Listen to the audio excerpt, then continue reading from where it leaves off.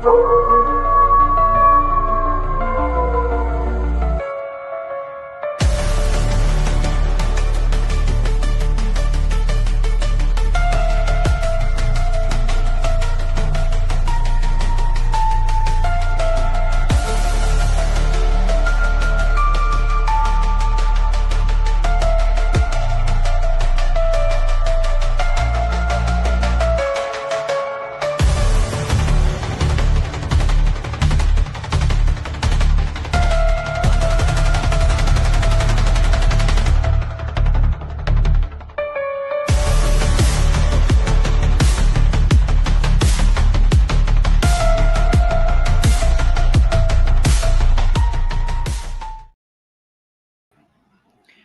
good evening, everybody. It's the Cryptid Huntress, and man, we are going on the hunt tonight. We're going to be talking about the LBL a little bit tonight. We got some things to discuss, big time, about things that lurk around in the shadows at night out there. And I've got my resident, I want to say expert. I know people don't like that word expert in the cryptid community, but I've got someone who lives the LBL tonight in the studio. We've got Mark Machek here with us tonight, and it's always a great time whenever Mark's here. And we're going to be getting into some of the local cryptids up there and some reports that we've gotten out of the LBL that involve not just Dogman and Bigfoot, but reptilians. Okay, so this is going to be really wild tonight. And also, we're going to get into a little bit of this Dogman phenomenon and the ties, potential ties, alleged ties to our government as well, with a little bit of intel we got on that tonight for you guys. So y'all, this is going to be a really great show. I hope you guys are ready to go. And man, we've had a wonderful week. I hope you guys have enjoyed all the shows this week. I know I have. And so if y'all would like to check out all my archives of all my shows and everything, please go over to my website. That's thecryptidhuntress.com. And you can find my calendar of events over there. I will be making some public appearances and giving some presentations at I have two UFO conferences. Then I also have the Super Soldier Activation Conference coming up next month. And that's going to be down in Orlando, Florida. So if you guys are down in the Florida area, you want to go to that, please meet me down there. It's going to be a great time. We've got some wonderful speakers from all over the world, actually, who have been involved in some of these Super Soldier programs. And of course, I've done a lot of remote viewing that surprisingly, some of the data before I even knew about the Super Soldier program, I was picking that up in my data for some of these targets, some of those targets that Barry was giving me, and other targets. So I'm gonna be giving a presentation on some of that off-world humans living on other planets and stuff like that. So y'all come see me at that. And also I will be at the Molina Bigfoot Festival. Put this on the calendar, y'all. November the 8th on a Saturday. I will be at the Molina Bigfoot Festival giving a presentation, maybe two presentations. I don't know. It's going to be wild and wacky and fun. It's going to be a lot of fun. That is the best small town Bigfoot festival in the South. I'm just going to say it. I love that place. So I am super excited. They've asked me to come back this year to speak at their festival. So, all right. Well, let's get to our show tonight, because I mean, it's always a good time when Mark Machek is here, aka Cryptoville. So let's see here. So tonight we're going on the hunt with Kentucky resident and longtime Land Between the Lakes area hunter and cryptid field researcher Mark Machek. We're going to be discussing the alleged elimination of Dogman assets in the United States and reports of reptilian humanoid sightings at the Land Between the Lakes in Kentucky. Please help me welcome to the show none other than Mark Machek. Hey, Mark.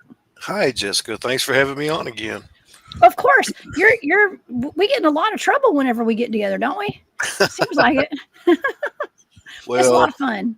Well, we try to not really get into a lot of trouble, but it just seems to find us sometimes. It does. Well, you and I we're on a search for the truth, right? On a quest. Oh, yeah. And because that's one thing that I really appreciate about you. You keep it real. You keep everything real. I don't know any other way to be. I know, right? Me neither. I don't know any other way to be either. So I appreciate that. And that's why I love bringing you on the show. Well, I appreciate it. And thank you. Well, of course. Well, anything new going on up there where you are out in them I woods? haven't really heard too much, but that doesn't mean that there's not anything going on. There's Yeah. I know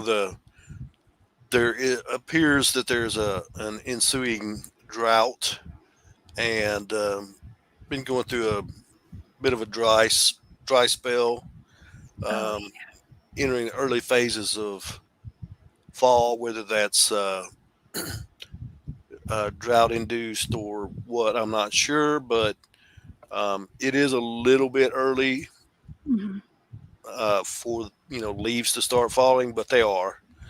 So, um, and just want to mention real quick that I cannot see the comments, and I am not in the chat. My I'm trying to uh, You're trying to lim- focus on the show tonight. and limit resources that I have running on this computer Hmm. because of you know it's not in the best of health at the moment. I So feel you. just trying to push things along. I feel you. I always, when I'm live doing my shows, I'm always scared to open up extra tabs on my computer in case things just freeze. It happens. It happens. Oh yeah. Yeah. Yeah. So Well, I'm excited. Listen, I got the chat covered tonight. Okay, I'll pull up some of the comments as much as I can, and I want to say hey to Primal Cry. Hey Kelly, I actually had just dug through some emails to find an article that you had emailed me. This is so wild that you're here tonight. Thank you for being here, and we're going to talk about the article that you sent me a long time ago, in regards to the Super Soldier program, where we were talking about the zombie bears. Okay, and so thank you for being here, Kelly. I appreciate you. And yeah, we've got a lot to discuss tonight, Mark. A lot. And I actually just brought you up. I asked you a question on Thursday night when you were in the chat, and I had Barry here, and we got in the discussion of. I guess he had sent me a link to a video that was like from I think it's Cryptids Canada. Cryptids Canada, that's right. And there was a story that he had sent me, and it was a link to, and I thought, man, it was so wild. It was like one of those stories that you hear about that's like, Bigfoot, Dogmen, and reptilians all together in one space. Okay. In one area. And I thought, man, there's no way that's real. There's no way. And it was at the Land Between the Lakes. And I ended up forwarding you that because I asked you a question. And I was like, what do you think? And you're like, there's no way. oh No yeah. way. But I sent you that link after the show at some point, and I listened to the show again myself, and I wanted to get your opinion on that, and I guess we can get into kind of like the story of exactly what the report was tonight. But I want to ask your opinion. Like, what did you think about this? You've seen this video. I haven't really told the audience exactly what it is yet. Do you feel like this is something that could have happened with like three different types of cryptids in one place? Well, I want to first state that you know in hindsight, it's always easy to make a snap judgment on something, Hmm. and you know It you, is. you for all you ladies out there that have never experienced this in your life, you might want to get your calendar out and and mark it on the calendar that you observed a man admitting that he could be wrong. That doesn't happen often. It doesn't. So so in hindsight, I just want to clarify for everyone that when I made those statements in the chat the other night about this story being a podcaster pipe dream and all that good Yeah. stuff, so I just want to clarify that I had not heard the story. I was not aware of any of the information in the video, and in later coming into contact with the video, my opinion on it has changed, and Wow.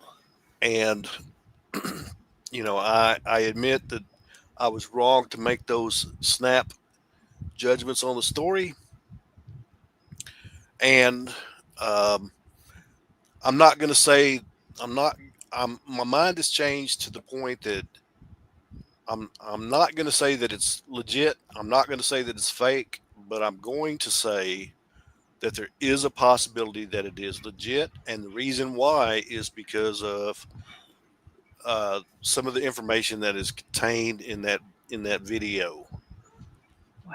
So, um, I know that a lot of people do not have experience with the LBL. I know that a lot of people that have been to the LBL have not experienced a lot of things that take place there. Mm-hmm. But um,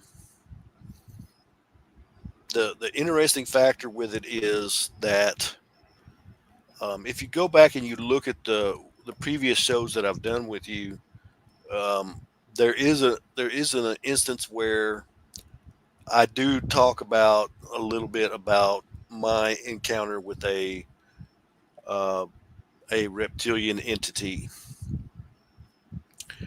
and um, that took place not far from here. Oh. Also, with that, we know that there is a connection with these cryptid beings, with portals, portal use, and all of that. So those are some of the things that came into play with me deciding that the story could be legit, and Wow. that's basically why I have changed my opinion on it. Oh. Okay. Well, my reaction was the same as your reaction when I first heard about it. And I'd seen the video, and then Barry asked me about it on air. He brought it up on Thursday night after we got done talking about that wild space potato that turned into a gremlin or something. Invader Tater. The invader tater. That's right. We've got invader taters taking over the world, y'all. To go with those Vienna sausages that I posted on IG today, y'all. I saw y'all in the chat talking about that. I said Vienna, and oh, by the way, Larry Sharp did correct me. He said it's Viener. Okay, Viener sausages. So, yes, thank you, Larry. Appreciate that.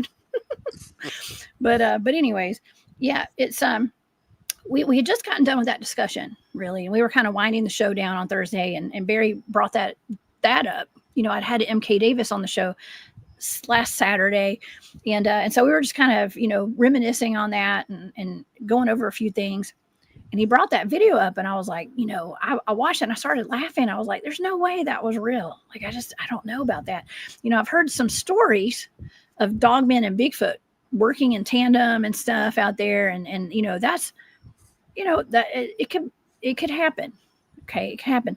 But they threw in the story throws in the whole reptilian aspect. And actually the reptilians attacking the Bigfoots and the Dogmen out there, and not only attacking them, but having piles of bodies stacked up, and there being a portal involved. I was like, Yeah. that's kind of wild.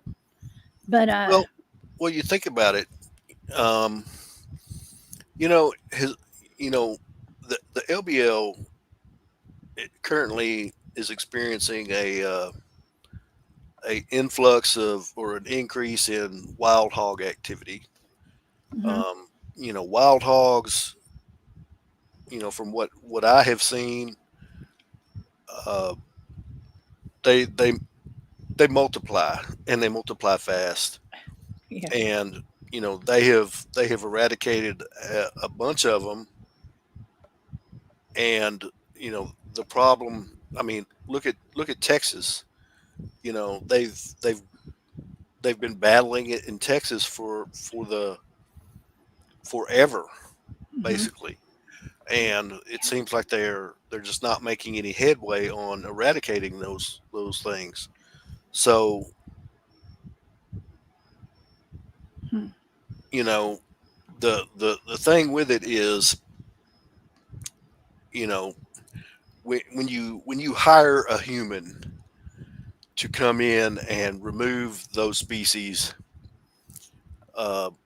you have all the inherent things that come along with utilizing a human to do that. People make mistakes. People um, misjudge. They're only limited to their five senses on locating these things. Even if they have surveillance data that shows them where these things are, it, you know, there are factors that come into play that makes it difficult to do that particular job. So I would say that it's possible that the powers that be may have enlisted the services of otherworldly, and I'm using that term loosely, entities to accomplish the goal of removing those species, meaning the Bigfoot, Dogman. But along with that, that presents in itself more questions. Shoot, yeah, it does. Yeah, it What does.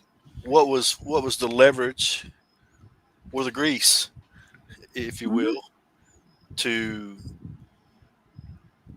enact or enable that activity to take place? So, Ooh. Oh my uh, gosh. Whoa, my brain is like really working overtime thinking about this right now. and then it Oh it no. just presents a lot of questions, Oh. and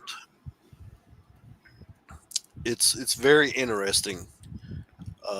Now, according to the video, there wasn't really a, as we were talking before the show. I know there wasn't really a specific timeline as far as when the event took place, just that it did take place. So it's real hard to determine, what was going on during the time that that that took place, and it makes it even more difficult to actually corroborate the story Mhm. because you don't have a timeline, and you don't have information that supports what was actually going on during the time. Mm. So it's very interesting. Um, but like I said, I'm not going to say that it is legit. I'm not going to say it's not. I'm just going to say that it's possible that it is legit. Man. Okay, so when you told me, you said, "Well, I'm going back on what I said, and I do believe that it could be possibly could be a true story." I was taken aback by that, and I had to go back and listen to it again. Okay, I had to, and let me explain to the audience what this is. Okay, so this is from Cryptids Canada on YouTube. Shout out to them. It's a lady who narrates some stories. I think people write into her, and I am subscribed to her channel. Barry turned me on to her just recently, and I do enjoy that channel. Okay, so um, but someone had written into her, I guess, if I'm getting this right. I hope I'm saying this right. But someone had written into her, and this was posted 1 year ago, and I put the link in the chat tonight. Okay, so the link is in the chat. I can put it back in there in just a second. But but a fella named Cody, I think, had written into her, and or either Cody was either the one that wrote in or that was his friend's name. I can't remember. But they had written in. He said that he had a friend of his from high school. So one of his friends from when he was younger. They were still friends. They lived far away from each other at this point. They're both married now, and they went to go. He went to go visit his friend, and went to his house. And he was recounting about his friend was recounting like a time where he had gone hunting or gone camping. I think he had gone camping at the LBL. Yeah. And he said, "Well, I never told you exactly what happened to me. What really happened to me when I was out there." He said, "Do you remember when I went?" And the guy was like, "Yeah, I remember." It's like, "Well, the only people that know are my parents and my wife. And now you're going to be the fourth person that knows what happened to me out there." He said, "I was camping. The first night was nothing happened. Everything was cool. He just went camping, set up his pup tent, and then the next night, the next day, all pretty much all hell broke loose, and his whole entire reality shifted." He said that he became aware of Bigfoot. He knows for a fact all this stuff is real now, but he said that he had taken a little trail out, and now LBL's got to be huge, right, Mark? Like, how big is the LBL? It is 100. I think 184,000 acres. Good Lord. That's a lot of land. It Well, is. he had found it's got to be big, very dense woods and all that. And so he said he had set up his tent, and everything was fine. The second night, he decided to take a trail, like a big game trail or something, or a small game trail that was off the beaten path. And he said that when he went down this trail, he encountered two piles of Bigfoot, one pile of Bigfoot bodies, all different colors, different shades of hair, and then a pile of dogmen, dead, both dead Bigfoots and dead dogmen, and then above them were, like, standing over them were all these, like, what, 12 to 16 foot reptilians is what he said. And actually one of it's almost like the Bigfoots were under mind control or something. And so because they grabbed one of the Bigfoots and bit its arm off or something, like, while, like, they were eating these Bigfoots, and the Bigfoot just, like, kind of accepted its fate and, like, walked over, and it was, like, devouring it. It was weird. And so, like, you can understand, like, why I kind of giggled. I was like, there's no way that's real. No way that's real. And then the guy described, like, a portal behind them, like a portal. Like, there was something behind them that looked like a portal. And this guy was, like, freaking out when he was telling the story, according to his friend. And yeah, it's a wild story. Like I said, the link is in the chat right now. Okay, but man, Mark, I mean, I've had people on my shows before that have talked about seeing Bigfoots and dogmen together, working in tandem, or just, like, being in the same environment and stuff. I've never experienced it personally. Okay. But now we throw the reptilians and a portal into the mix. Okay. And I was just wondering, like, because when I heard this, I'd forgotten about the portal part, and I was thinking, like, the reptilians came out of a cave or something, maybe, if this really happened. I don't know. I guess the portal. Do y'all have caves at the LBL? There are a few, not a whole lot, in the LBL. It seems to be that there's more on either side of it. Okay. More on either side of the, like, outside of the property? Yes. Yeah. Okay. Gotcha. Well, I would assume that, like, the cryptids they don't know land boundaries. They're not surveyors, so they're going to walk throughout the entire area, unless there's a fence up or something.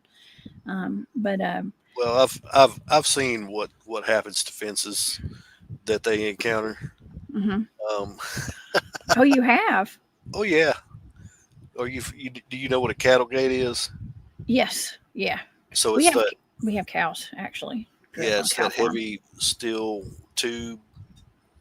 Yeah. So there's a property that, and I've got a picture of it somewhere. It's on a old hard drive somewhere, where they had gone in and they put up a cattle gate across this entrance to a hunting lease, and there were no cattle on the property, and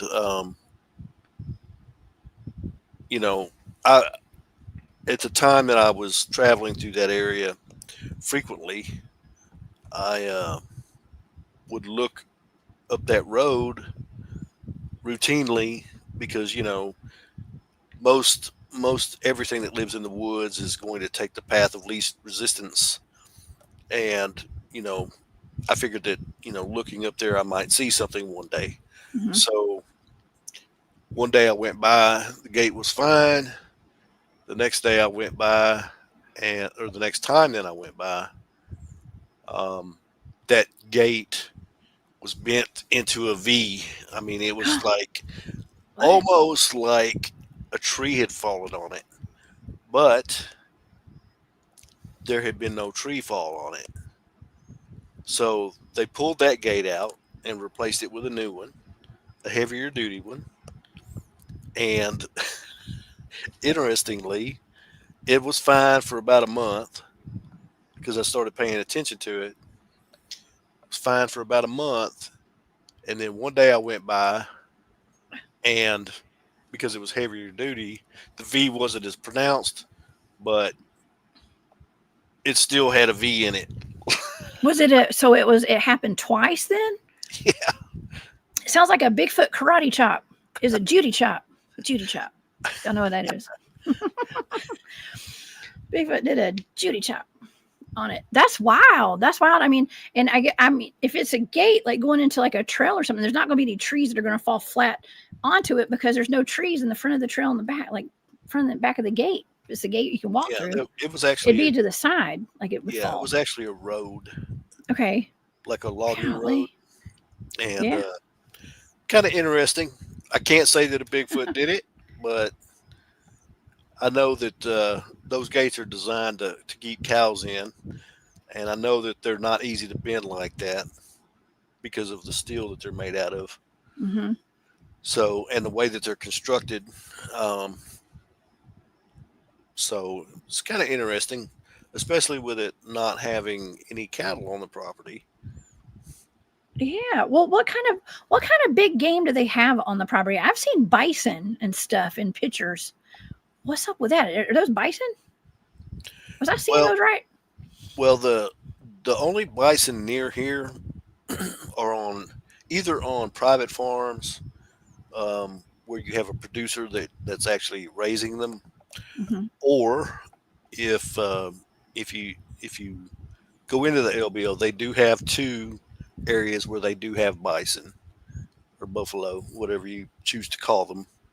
Yeah. Um, Buffalo. I usually but call them buffalo. they're not free ranging, so there's not really any chance. Well, there is always a slim chance that you might have one that would break out, but they're pretty good about keeping them contained. Hmm. So they're not. It's not like they're free ranging around the lands outside of the LBL. Mm-hmm. So a bison or buffalo wouldn't have made that dent in that fence like that gate. Oh no, no. No, there's no way. Like I said, that property was nothing but woods. It did not have any farm animals on it at all, and no cattle, no bison, no nothing. And there is no known um, animal, woodland animal that could do that to that gate. No woodland animal. Well, and it's really super odd that it's two gates, same place, have been damaged like that the same exact way. So I don't know. Maybe it's in the territory of a Bigfoot. I'm not saying a Bigfoot did it or Dogman or anything. Who knows? Yeah. But that is odd. It's very odd. And I know Yeah. that particular property. Um, I know that there are Bigfoot in the area because I've seen them in the area. Mm-hmm. Okay.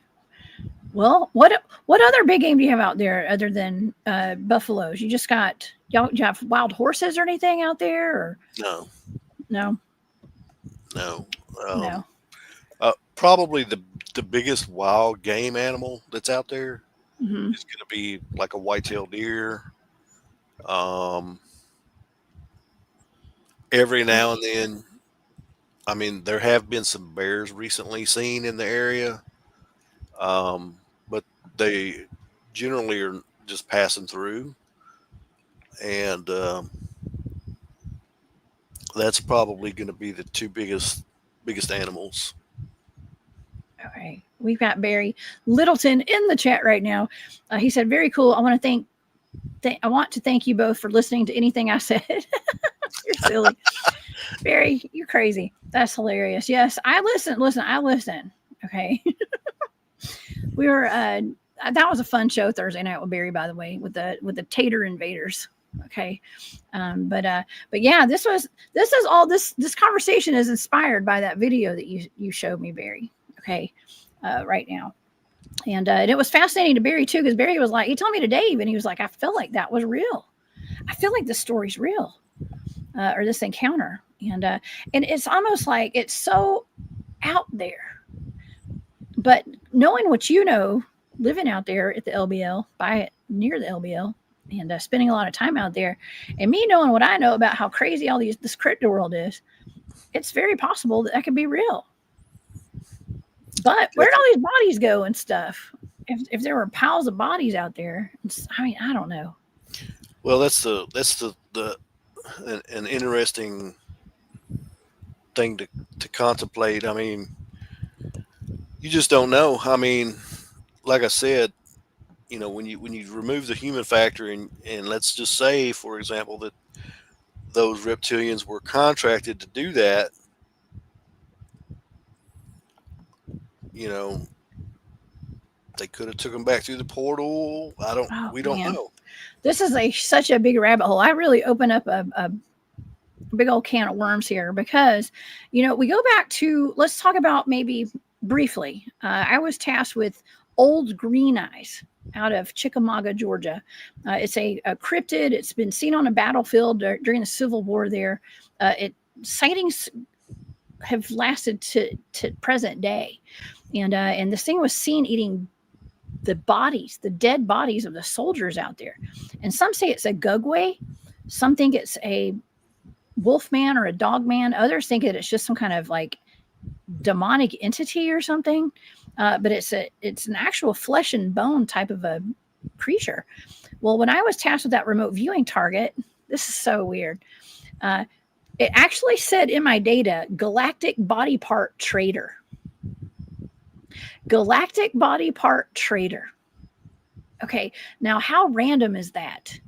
I got this target. It's some like weird thing, an entity that eats dead bodies. It was seen picking up dead bodies during the Civil War. 30 plus thousand men died over a course of 3 days, or a lot of bodies. And so now we're fast forwarding to present day. Now that story, that encounter happened somewhere between I don't think it was the late 90s, but it was sometime between like the end of, the 1990s up until like 2 years ago or a year ago. It was sometime in that time frame. That's 30 years, Mark. That's a long time. But it was sometime in between then. Okay. And now we're talking about, well, there's been this thing, this encounter. I don't say that like I believe everything I hear, and I don't say I don't believe everything I hear. Okay, but we have to kind of take these things into account as researchers. Maybe the story did come out of nowhere, but maybe it didn't. And if you start connecting some of these dots, and we've got the elements of like a portal, reptilians coming through a portal and piling up dead bodies and eating some of these dead bodies and eating some of these bodies. They weren't dead at first. And then we got this target that I did, that's a blind target where I'm getting like a galactic body part trader. And I thought that was so wacky and out there. But now it's like, well, now we got this story that has nothing to do with that. Or Well, does it? it's not too far out there because, I mean, if you look at humans, we're not, hopefully, we're not at the galactic level with it, but we do the same thing from country to country, you know. That's true. That's true. And that's another thing with the trafficking issue. Oh man, I hate going down this rabbit hole too. And it's really sad. But we have a horrible problem with people going missing out of our national parks. Okay. And if you look at, we'll come back to that, Dawn. Thank you so much for that. If you look at this map of the missing persons cluster, this is an old map. This is from 2012. But if you look at the missing persons clusters and stuff, I mean, a lot of people go missing. This is a very old map, like I said, y'all. Okay. But however, there's an epidemic of people going missing, not just in our national parks, just all over the place. And if there is some sort of, I mean, I'm not saying that this could be part of where these people are going, but it could be. I mean, it absolutely could be. They're getting, like I said, taken through a portal, eaten. And you had mentioned, what would the price be for, let's just say, some kind of faction of like reptilian race or something coming and disposing of the Bigfoots and the Dogmen out there? I know this conversation sounds out there, y'all, but it's not that wacky if you ask me. It's really not. But what would their payment be? Well, those bodies and maybe some missing hikers. And then apparently we're tasty. Yeah. Well, they I don't know this for a fact, but people that engage or have engaged in cannibalism in the past, they refer to human meat as long pork. I've heard that. Gross. I quit eating pork, by the way. I haven't had pork in like months. Well, I lie. I had bacon occasionally. Okay, but like buying pork and like cooking it now, like I just quit eating it. And McDonald's too. We don't eat McDonald's burgers anymore, y'all. But anyways, Well, another thing to keep in mind with it too is, like you said, they could be being compensated with something that we would find not appealing. And the other thing that you have to consider is why the big push to have this eradication take place in the first place. Gosh, So yeah. and I've done some research on that in the last bit, and it gets into some interesting territory. As far as why, I always ask this question: why, since the inception of television, have there always been so many zombie-related movies?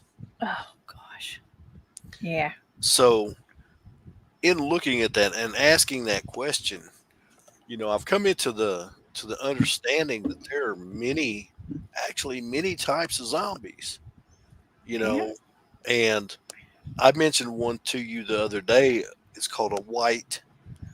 It's not white as the color, but WIGHT Yes.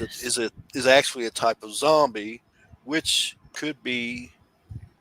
um, could be the the the interpretation of this thing that people call pale crawlers. So, um, it's interesting to me that we have these large scale psyops that take place, and uh, they talk about different television shows like The Walking Dead and stuff like that. Um, not just being entertainment or conditioning, but actually training. There were so many different concepts and ideas that were put out during that series that basically it was classified as a training material. Oh man. And Gosh, one has yes. to question why. Why Why would they need to train us or train people condition us, program us? That's what it is. yeah, That's what it is. to be resilient against a zombie event? Oh gosh. See, this is really okay. So this all kind of like melds into like the other shows that I've done and the other things that we've looked into, just like on Thursday night. We're talking about, gosh, this is just wild. We're talking about the invader taters, okay, and that was that. It's like a venom like creature thing. It's like, and I'm not saying it's alive, but it's some kind of like metallic, maybe like graphene oxide looking thing that looks like it's alive, and it's just sprouted out of this meteorite. And this guy is like taking samples of this thing, whether it's real or not. I don't know. My data was suggesting it was real. Barry said no. So we were like, well, it all come out in the wash, okay, eventually, and we'll figure we'll know one day. But I mean, it could be like a mix between some of this is real and then some of it's like not so real, and it's like a narrative, and our collective consciousness is like making it way bigger than it is, and we're I don't say we're creating a monster, but might be, I don't know. But we've got this thing, and it's almost like Venom from the Marvel series, okay, and that's where it's like some kind of symbiote comes out of the sky on a meteor, is what my son told me, and it crash lands. A guy takes it in, and it needs a host body. Takes it in, like, we're all almost like a big human experiment right now. I mean, I was just watching something the other day where it's like humans are not classified as humans anymore. We're like the people who got the the ouchie, if you know what I mean. They've actually, I mean, I don't know if this is true or not, but it was showing that people who gotten that shot were like classified as a different type of human now, because it's almost like it's I don't want to say a cyborg or something. What is it, like a homo borgus or something? Like it had like Borg in it, like cyborg. Yeah, was in the name. So anyways, I don't know. We're just at a really strange time in history right now for mankind and robot kind, whatever we are. Another thing to consider with that too is, I don't know if you've seen the videos, but there are videos out there that are showing that there are some of the celebrities and some of the people that are appearing on film and videos, they're changing, and their hand is actually what's the first thing that's changing, and their fingers are becoming long and spindly and looking more like claws than anything. And when dealing with that, you have to look at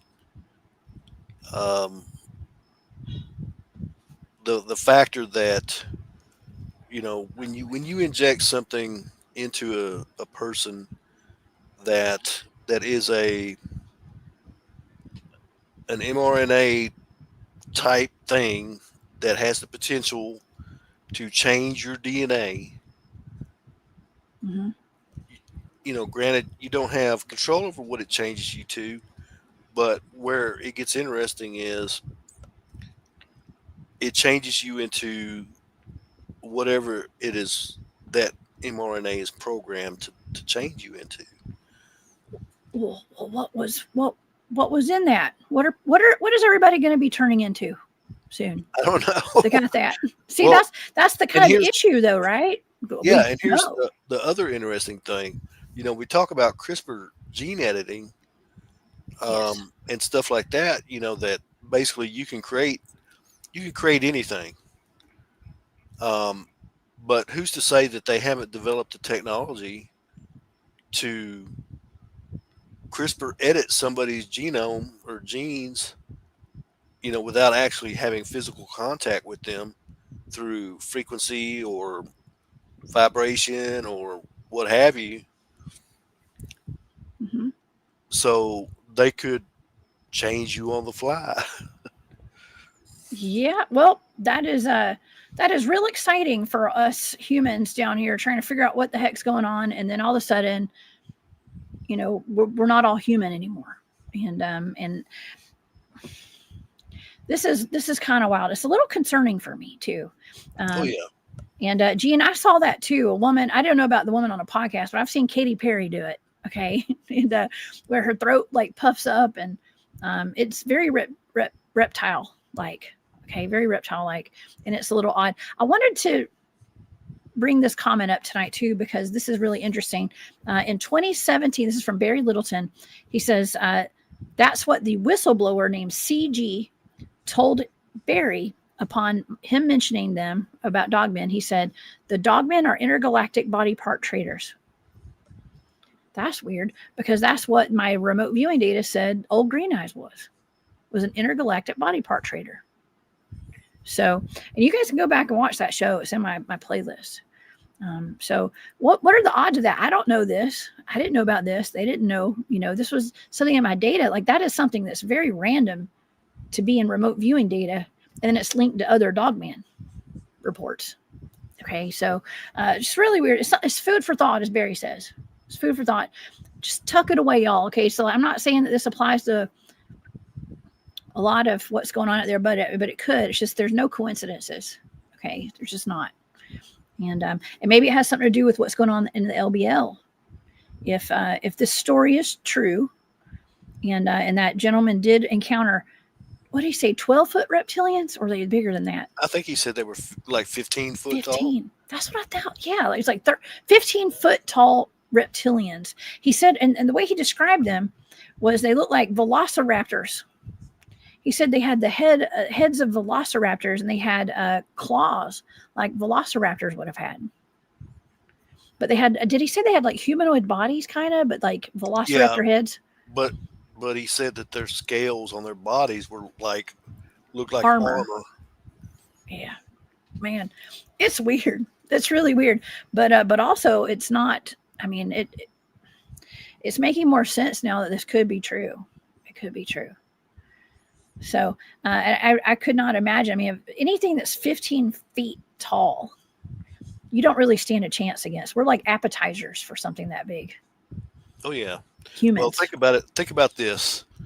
If you want a reference for 15 feet tall, Yeah. the next time you're behind an 18 wheeler pulling a box trailer, from the ground to the top of the back of that trailer is 15 foot tall.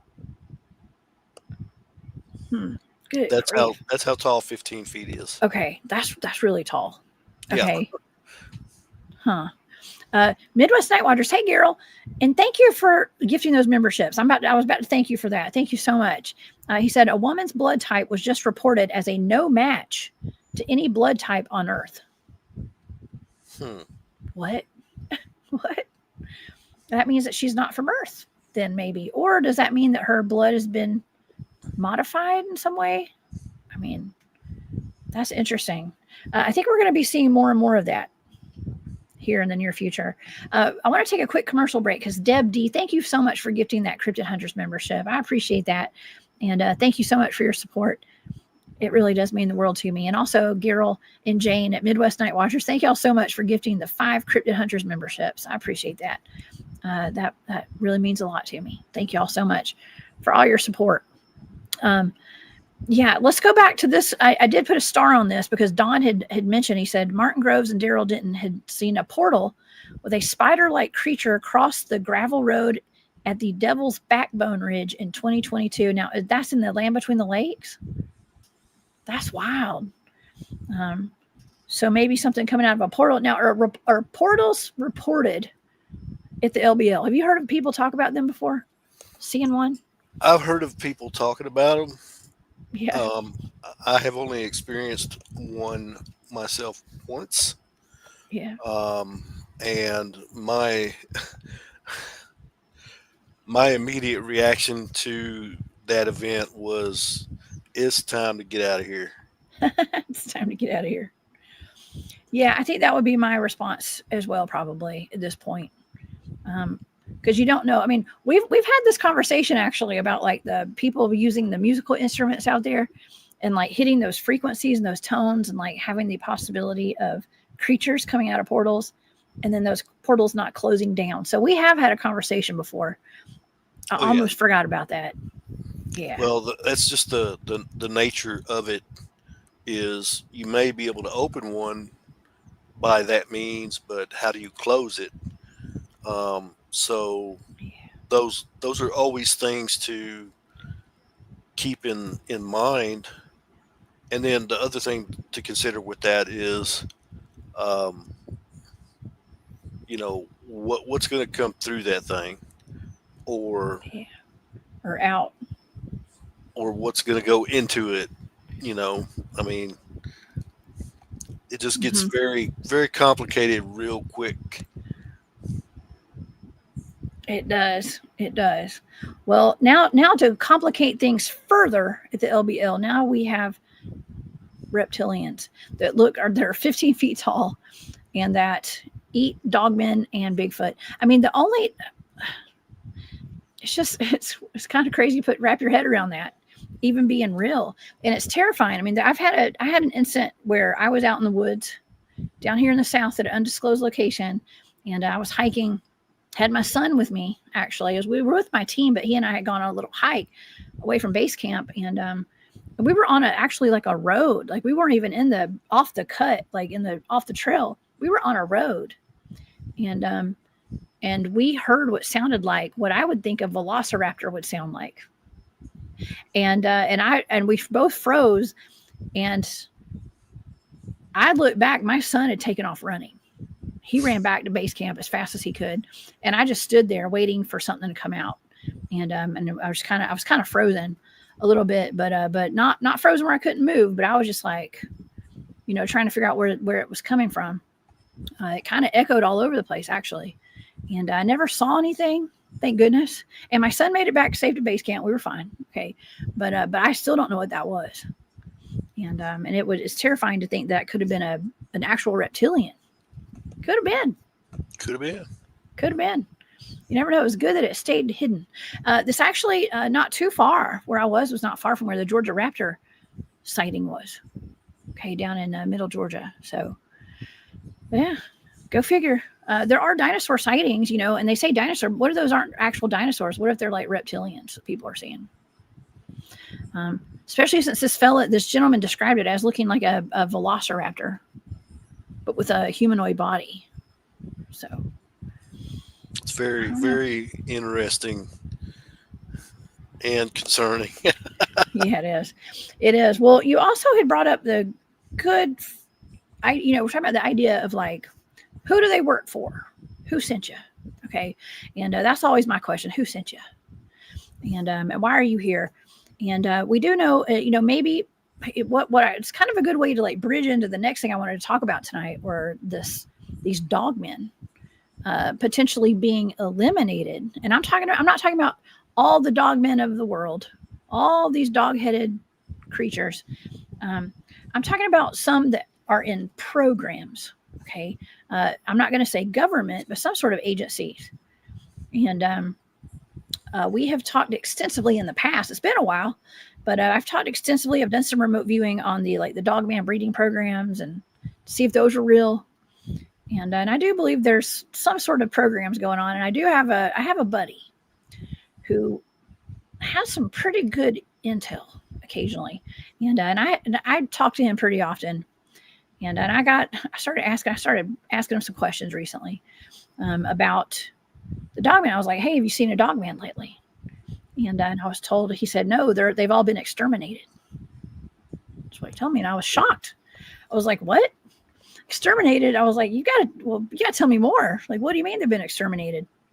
And I was told, now this is what I was told, that these are only the ones that are in a program. Now, I don't know if this program pertains. I can't ask too many questions. Okay. But I just, it's all vague. Okay. But it's, from what I could take out of the conversation I had with him, it seems as though there's some kind of program going on. It could be I'm not going to say it's the dogman breeding program. I think there's some kind of program where I'm going to say government, but I don't know, some kind of agency potentially. And I was actually told, whatever program this is, where there are the dogmen being trained, being utilized by factions, maybe of our government. I don't know, maybe military, who knows? But they're on like next level of like generations of them having these programs. They've been around for a long time. This is for entertainment purposes only. Thank you. See, dude. This is for entertainment purposes only. This may or may not even be real. Don't take it from me, y'all. But Mark, what do you think? I've got more information on it. Okay, but what do you think so far? Like, being from the LBL area, living there, we've talked about the possibility of there being like government programs where they're utilizing these dogmen. Could that be going on at the LBL? Well, when you look at the concept, I mean, it's possible that it could be going on anywhere, but the thing with that is, you have to look at the past activity, meaning there is a history of wild release of different species in the area, like red wolves, for example, different types of deer, fallow deer, stuff like that, things that are not native to America, that are actually there, that are actually free ranging, and it could be that there may have been some released, or maybe some were released or put into the area to test response. Uh, see what they'll do, kind of thing. And uh, I can't say that that's 100% what happens there, but it is interesting that you have so many reports that come out of there, and have come out of there, historically, uh, that people are encountering these things. Yeah. Well, uh, Primal Cry says she saw a dogman last week while in the garden. That's normal. Yes, they have dogmen on their around their property out there where she lives. So that's pretty wild and kind of awesome too. And Max Life says yes, dogmen were hunted to the brink of extinction. They're very dumb, not intelligent like shapeshifters, like werewolves. Uh, I've they got to be a little smart if they're able to evade detection by us humans. I think, but nonetheless, from what I was told, okay, is that there was a like a control group that was like I guess they were letting out like control groups out of these programs, and this is something that I was told, and there were actual control. And I know there's probably other people that have said this before. I'm probably not. It's no breaking news. Okay. But I'm just going to let you know that I did get some confirmation from a friend of mine that was like, they put out control groups of these dog men and women probably. And I guess they were just letting them roam and tracking them and monitoring them, seeing them, what they did and like where they went. And I was told the first thing they did was they started attacking humans. And but they were actually bred to do that. But they were let loose to see if they would do that, and they did. And so it makes that kind of confirms what I've always said is like national parks where all these missing people are going, Mark. It's like a little petri dish right there. And I've always been suspicious of like, well, is this where if our government is fully aware of like dogmen and Bigfoot being in our national parks, especially the land between the lakes, places like that. That's why we have all these clusters of missing people. I'm not saying this is exactly why, where they're all going, but it would make sense that like, it's almost like a control. They have put a control group out to see what's going to happen. And it's almost like the experiment is like hikers and people that are camping out in the middle of nowhere in these national parks. This is for entertainment purposes only. Again, let me reiterate, y'all. What do you think about that? Well, I've got my opinion on it, and that is that is a very, in my opinion, sick, demented, and not to mention that it's about as un-American as you can get, that people would do such a thing to turn something like that loose on a populace, whether it's Americans or otherwise, Mm-hmm. just to see what they'll do. They know what they'll do when they have them in captivity. Because I'm sure, like, for example, if you look at the scene in the movie, and this is I know it's fictional, but you have the scene in the Jurassic movies where they have those velociraptors in captivity in the cage, you know, Yes. and the guy falls in, and the raptors are around him, and when they get out and they're like talking, he asks them, "Did you ever wonder why? Did you ever wonder why there was a job opening here? Is because the last guy didn't make it." So Oh they gosh. know what these things will do, Yeah. and I know, and I get it, that there's that curiosity, that you want to see what the full extent of the capability is. I get that and I understand that, but at the end of the day, like I said in the beginning of my statement, it's very sick and demented that they would do that to any population, much less Americans, if that is in fact what has taken place. Now, I get it. You may have You may have rogues, you may have escapees, and all that good stuff. I get that. But to intentionally turn them loose to see what they're going to do, and knowing that they've been bred to attack and kill humans, that, in my opinion, is a no-go. Mm-hmm. Um, Well, I was told that the program had shut down. Okay. And that's where we get into Primal Cry, who's in the chat tonight. Kelly is she sent me a while back when we were discussing, after we discussed the unfortunate deaths of two people that were in East Tennessee. And I had done some remote viewing on those attacks, what had happened to both of them. And I came up, my data was suggesting it was some large animal that looked kind of like a bear, but it wasn't quite a bear. And so she sent me, and we were told that what happened to those two individuals was they were attacked by packs of wild dogs. And so that's not what my data suggested, but however, it's just data. Okay. But at the same time, she sent me this article, which I was referring to earlier tonight when I saw Primal Cry in here. And it was from Israeli news, and they were talking about how they were someone had gone before Congress, one of the agencies, and was asking for a budget change. Like they needed money to shut the program down and to eliminate their assets. And it was a super soldier program, and it had something to do with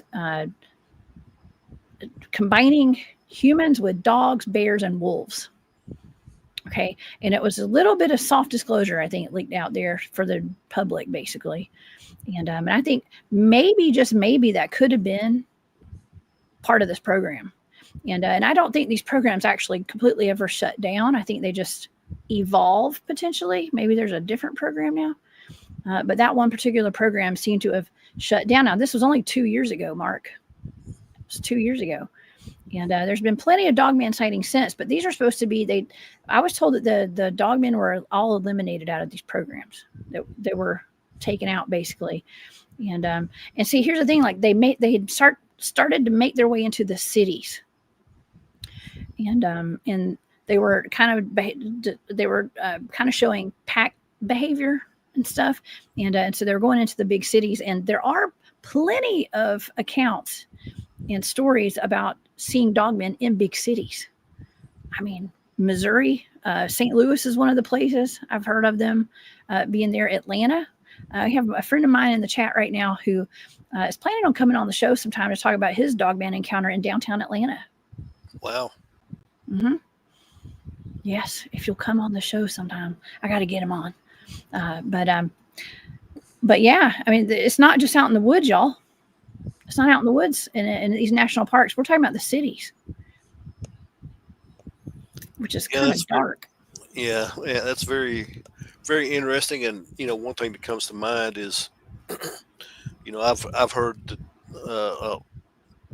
that there is a location in the area of Nashville that has some suspected dogman activity. So, yeah, that it makes sense that they would. I mean, my question would be, why would they be moving into the cities? When they have, livestock and stuff like that to predate on. Yeah, good question.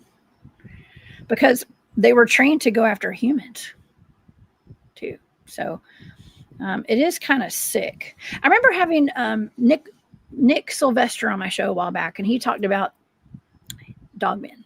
He's a leader in the truther community, really, and he knows a lot about cryptids and some of these secret programs. And he works with like Space Force stuff, I think, but he knows a lot about dogmen, and so I recall him saying that a lot of these programs were shut down after a certain administration took over.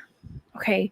And I do recall when we were talking about those programs that were being shut down, somehow the Clintons came up. like our former president and his wife, let's just say, and there's some kind of connection to where somewhere I learned that she was actually involved in those programs as well when it came to some of the let's see, there's it's not just a flesh and bone aspect here. We're talking about spiritual aspect to this, and we're talking about the dark magic.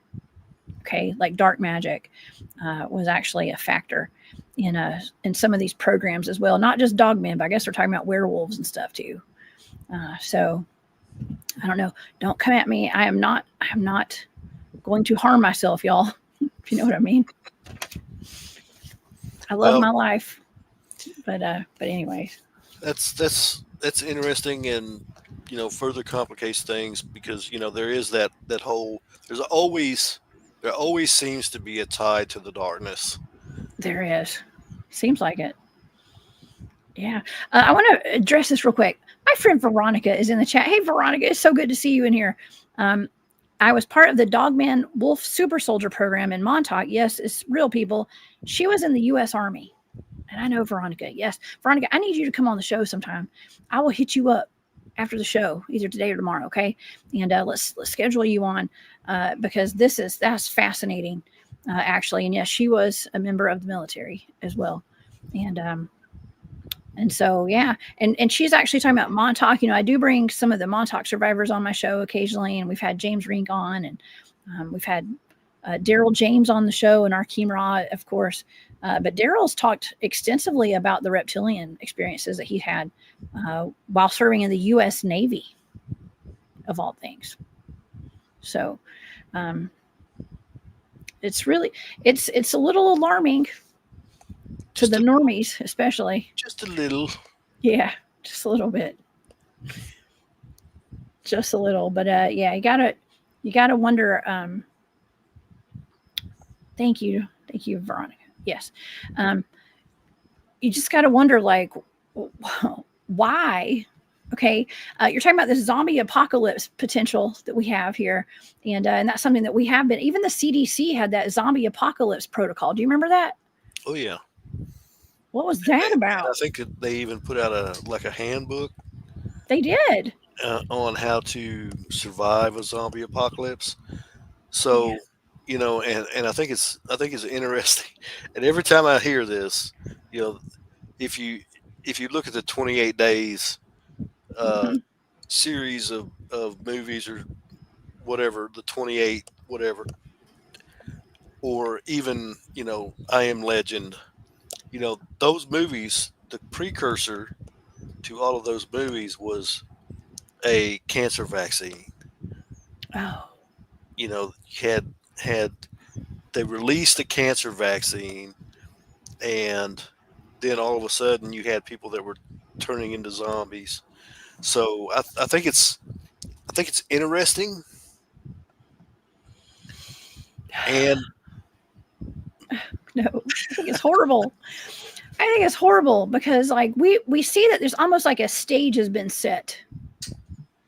Dare I say a stage? Okay, because this is very real. It's not like this is okay. We're talking about like Project Bluebeam coming up and all this stuff. Like, it just seems like the stage is being set for like something that's not good. Okay, why on earth do? I'm just theoretically speaking on like blurbing,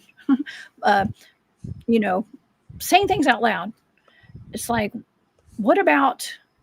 I mean, why would our government of all people and organizations need a bunch of dogmen? Like, what would be the purpose other than weaponization and armies and stuff like that? Gosh, I know it's just a rabbit hole. This is like a huge rabbit hole because we got not only dogmen. I don't know if I sent you this, but there's like a link. I put it on my social media today of a gentleman in North Carolina who called 911. Oh, yeah. And he, the big takeaway was like, he was on the phone with 911. He was like, look, I saw this man on the side of the road out here. It was near a battlefield, by the way, Civil War battlefield.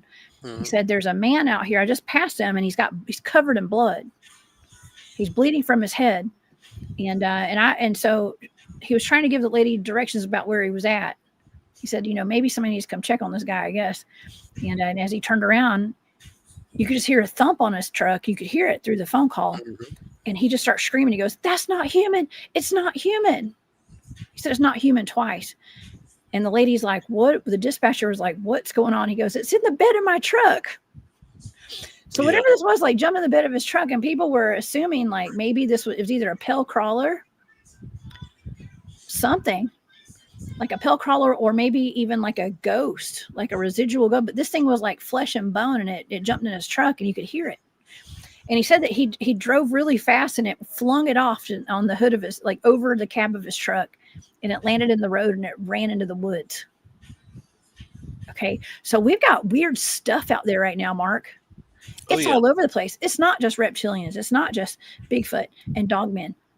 There's other things. And Nick Sylvester, going back to him, he came on the show talking about how there's 13 different cryptids that our government works with.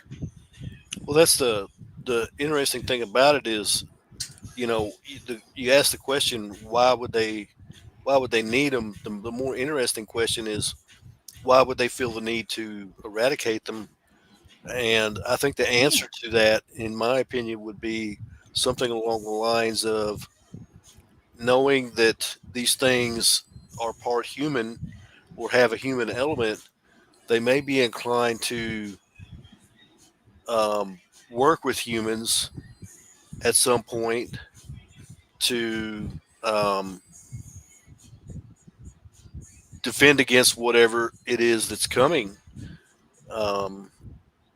So that's a factor to keep in mind. And I hope that music's not coming through. No, it's okay. It's okay. It's just a little background music. It's not that. It's not that loud. Oh my gosh. I mean, so is it? That's actually a real. No, it's fine. It's fine. It's not bad at all. So that's an interesting way to look at it, because it's like, what if they're building an army to fight something else that's coming, to like unify all the creatures of the night against something that's a threat from the outside of our planet? Is that what you're saying? That's wild. Yeah. I never even thought about it like that. I'm always thinking like, well, maybe it's because they're about to take over the world and hurt us, like turn on the people. But that would be interesting too. Let's just go ahead and train all these pill crawlers in the caves, so when the aliens come and attack. Golly, I love my show, man. We go down. This is just wild. We go down so many rabbit holes. Well, I mean, these are questions that need to be asked, and the reason why they need to be asked is because things have become complicated. Shoot, yeah, they have. And we just don't know what's going to come out next, and at the end of the day, the concerning part about it is, why do they feel like they have the place to do such things? I mean, if you want to develop some kind of CRISPR edited creature that you want to use in battle or whatever, then test that in an environment where it's a known conflict or something along that lines. Why turn it loose on unsuspecting Americans? Mm-hmm. It's just it makes it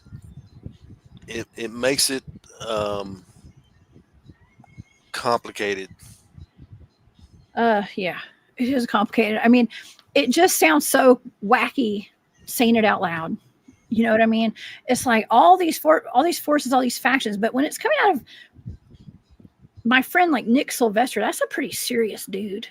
Okay, my friends on the outside that are shall remain nameless, who talk to me, who may or may not have contracts with like government agencies and things like that. When it comes out of their mouths, when I'm talking to people like that, it's like, this is crazy, and it's also fascinating, and it's terrifying that stuff like this goes on, and there could be I mean, I'd like to think that like we're trying to go to like a higher timeline where like we don't have to worry about all this crazy mess, like wars and famines, and having to get ready for whatever's coming, alien invasions and stuff. Um, but then again, I mean, I just don't know anymore, Mark. I don't know. Um, I don't want to scare the audience. Let's put it that way. Oh You know what I yeah. mean? Like I don't want the audience. Y'all, I always say, don't live in fear. Okay, don't live in fear. Just be aware, though. Just be aware that we've got like government officials and contractors and stuff like saying like the stage is being set for something right now, and so let's just like I said, be aware of it. And I don't know. I mean, maybe that's why there's like a lot of disclosure going on, especially with like the UFOs and the ETs and alien life right now.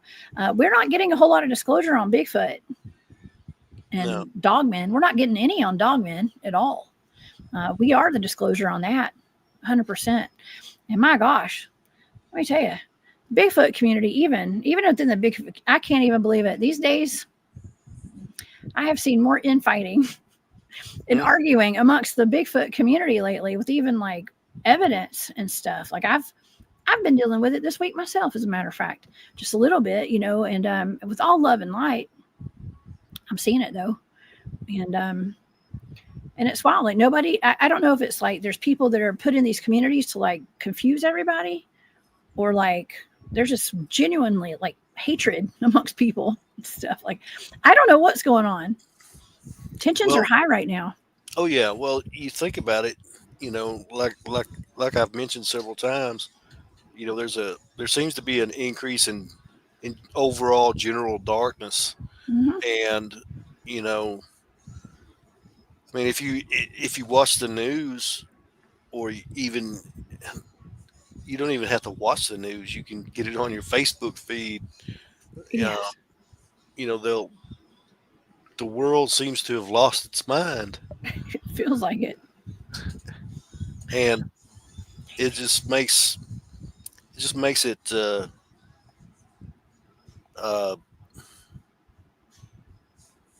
it makes it hard to navigate. What's really going on, Mm-hmm. because of the fact that things are so muddled and so widespread. Um, so just makes it. I use the word interesting a lot, Best way to describe it, I guess.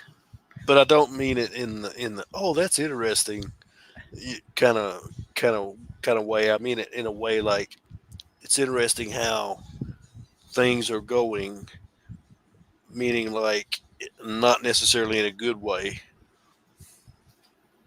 So Well, I mean, I love Betty. Betty Todd's in the chat. What's up, Betty? It's my Alabama friend right there. One of my Alabama friends. She says, I'm not scared. I'm too old to be scared. Okay. Well, I don't have to worry about you. Okay, Betty. I'm not talking about you. She's awesome. But yeah, everything's still being covered up. It's so wild though. Like my question is like, where are we headed with all of this? If and how is it going to be all disclosed to the people? If something crazy does happen, I mean, that's going to like wipe out the mentality. Like the people are going to go nuts. If let's just say we have like even if it's a fake alien invasion, we have an alien invasion that happens, or just aliens land on Earth, and it's whether it's real or it's fake, who knows? And then all of a sudden we got like dogmen fighting the aliens and the reptilians, and and it's just like, what is that going to do to people? It's going to drive everybody crazy. Everybody's going to go absolutely mad. That's what we have to look. I can maybe handle some cryptids, okay, but the general public can't. Okay, so let's just hope this does not all come to a big head, a choreographed mess, or non-choreographed. I don't know. oh yeah, it could potentially turn into a big mess. Yeah. And how do you navigate that? Well, we start here at the Cryptid Huntress channel, just talking about it, and maybe coming up with a game plan. I don't think we can ever have a game plan for something that crazy, okay? But I tell my audience often, like, live in awareness. prepare for anything. Get your toilet paper, okay, just in case. But let's not, don't live in fear and don't sit around worrying about it. Just don't sit around worrying about it. We still have our everyday lives to live, and if nothing else, I hope that our shows are entertaining. Okay, and this is entertainment for everybody, but also it's to plant a seed as well that like there are things going on out there in this world that is beyond our comprehension, and just kind of be ready for it and know that these things are going on, and we're not just making this stuff up. Maybe that's the summary right there. These things are really going on out there, and in places like national parks. I don't want to not go to the national parks anymore because there's a threat of like reptilians being out there and stuff. But I mean, what do you say to that, Mark? Like to people who have families that want to go out to places like the Land Between the Lakes? I would say that they just need to, be situationally aware and, keep their eye on everything going on. And I'm laughing because of I hope that music is not coming through. I can hear it just a little bit. It's not bad. It's not Well, bad. I don't want you to get stricken. Are y'all having a party over there? There must be a party. My neighbors like to party. Okay, but they're not partying tonight. They gave it one night off this week. Yeah. So it's finally Saturday and they're not partying for the first time. Yeah. Well, hopefully it's not too bad. If it is, let me know and I will request that it be turned down. Okay. So it's not too bad. I could let me see here. I may adjust my settings, see if I can cancel it. Yeah, I like this actually. Oh yeah, you can't hear it anymore. Margaret says we must keep our vibes high. Yes, definitely keep your vibes high. And when Clan Ken is in the chat, hey Ken, thank you for being here. Confusion, suspicion, and fear. Yes, I think a lot of this actually has been. Thank you, Bigfoot. Yes, I think a lot of information, a lot of this stuff is put out to keep us confused. That's a good point, Ken, for sure. There's a lot of confusion, suspicion, fear, and Bigfoot beefs have been happening since the days of the Four Horsemen. Thank you, Bigfoot Dwarf. Yes, there are apparently still Bigfoot beefs to this day, and the more that I'm especially in the online communities, I see it way more now. Boots on the ground stuff, I didn't really see it too much. I was kind of in my own little world with my team out there.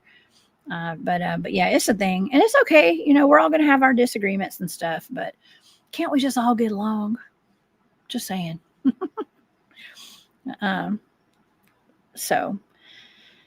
Yes, and this is a good point too. Brandon says you never know what beings in the inner earth trouble they got into going on around the universe. That's something else too. Like that's why I was asking Mark earlier about like the caves. Or there's like caves at the LBL and stuff. That report was of the person that saw the reptilians, potentially like a portal behind them, and then like a stack of dead bodies of Bigfoots and Dogman out there. And my question are like, what about the cave systems and stuff? I mean, because there's a whole world going underneath our feet, a whole other world down there. So I don't know. I think that's where the pale crawlers and the reptilians really are coming from, and maybe even UFOs. So, yeah, I think Mark is going to turn the music down over there, but it's really not that loud. Okay, so let's see. I was going to see if you guys have any more questions while I got Mark doing his work over there. Okay, Jay True Seeker says, I don't think the general public is ready to get eaten up by non-human aliens. I don't think any of us are ever ready for that. Okay, but it's happening apparently. But yeah, we are not. So that's why I say stock up on toilet paper. That'll protect you. Just kidding, y'all. But yeah, gosh, thank y'all so much all for being here tonight. Jean says, I agree, Bigfoot Dwarf. People scare me worse than anything. Yes, me too. I'm way more scared of people than I am of the cryptids, actually, sometimes. And that is why I protect myself when I go out in the field and when I leave the house every day. Okay, so, and you guys should too, if you're trained and you are ready to do that. I definitely would. And oh, there we go. Johnny knows what I'm talking about. Thank you, Johnny. Yes, if you guys see that comment right there, that's what I do. And yes, I know they are listening to my show tonight. Whoever they are probably listening to my show tonight. And shout out to they. I think they are always listening to my show, as a matter of fact, as what I've been told. And that's cool. That's cool. It's all for entertainment purposes only, though. And so that's why we can talk about whatever we want. And it's all just opinion and entertainment. So that's how we roll over here. And yeah, you have to stay positive. And yeah, you know what? And that's another thing. Thank you, Beth, because we do need to worry about our children as well. And that's why I do what I do. Part of why I do what I do. I am a mom. And I have to consider what my son's life is going to be like in the future. And so, I mean, I don't know. Like I said, like I feel like a stage is potentially being set. And whatever really crazy stuff may not happen in our lifetimes, but it might happen in our kids' lifetimes or our grandchildren's lifetimes, you know? So let's just be aware, I guess. Welcome back, Mark. Thank you. Sorry about that. As soon as the sound garden kicked on, Was it sound garden? I was like, I have to. There's no way, because it was too loud. It got to be too loud. Yeah. It wasn't too loud for me. I could hear it a little bit, but it wasn't that bad. Well, I didn't want to see you doing this number with little John. Little John. Oh, me dancing? You're talking about dancing? Yeah. Can't see me booty shaking from sitting down in my chair. Yeah. It is Saturday night, and we can party a little bit. We got to break up the dense information we're putting out tonight. Oh yeah. And, turn the dense into the dance. Well, the dance information. I requested that it be turned down a little bit. And, well, that's okay. It's the DJ was like, I'm fixing to turn it off. Oh. Oh man, it's Saturday. They probably didn't know you were on a show doing a live show. They knew, but they didn't think that it would be that big of a thing. But like I said, I definitely don't want you to be stricken. Yeah, we're good. Especially if I can have some influence on that. Oh yeah. Well, well, going back to the zombie conversation that we were just having a while ago, I think that's very disturbing. And I also look at it in the aspect of like, let's just say The Walking Dead. Okay. Like you've discussed like some different movies, the 28 days later and 28 days, you know, that kind of stuff. And Legion, even that's a good one. That's a good movie. But that's more like Legion that's is more about demons. Legion is a different type of movie, but it is. But it's kind of similar too, a little bit. Yeah, but if you look at it, you know, from that aspect, you know, because like I said, there is a type of zombie that I've found out about that is the result of dark magic. And you know, with that, it involves demonic possession, I would assume. You know, that comes into play with the whole thing. Okay, well, we're being desensitized right now to a lot of stuff. And and that includes like the music industry, the fashion and art industry, with the demonic satanic agenda that's going on, that is being kind of integrated into a lot of those arenas, if you know what I mean. And I'd mentioned my son, you know, kids, we're talking about like things that are, my son is not influenced by music and stuff. Yes, he plays video games occasionally. Okay. And that kind of stuff. But I'm not going to say I shield him from all that music. He likes rock. He does not like the same kind of music I listen to. He listens to like rock and metal and stuff. I don't know where he gets that from, but anyways, that's what he listens to. And it's not things he listens to isn't that bad. Okay. But it is, a lot of things are very influential over society, over our children, and they're being desensitized. I mentioned the video games. He plays, like Fortnite and stuff, and that's, Oh yeah. I hate to bring this up because I never thought of this. When I was a kid, I used to get mad when people would say this. Were like, oh, even playing Duck Hunt, stuff when I was a kid. It's like shooting at anything is like desensitizing you from like death. Okay. And these kids are playing, like Call of Duty and all these, you're in the military, and it's, the kids are getting in these mindsets, not just kids, it's adults too, of like shooting things. And I'm not going to say like I've shot guns in a simulator before at Paris Island, actually. The Marine boot camp. Okay. I got to go and spend like a week there. At one point, I was not in boot camp. I just went, it's part of my job. And I got to go into simulators and like go on like calls with the MPs and stuff to like domestic violence cases. And so it was wild.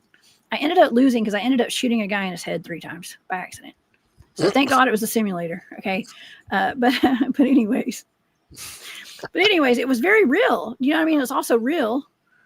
And, but it's not real. It was not real, but it was like a real life situation. And it's almost like, my point is like, people are getting desensitized to unaliving. I'm going to say killing, people if they are let's say infected with a disease, infected with this zombie virus or whatever. Well, Go ahead. I was just going to say, you know me pretty good, and you know that I have a high set of moral standards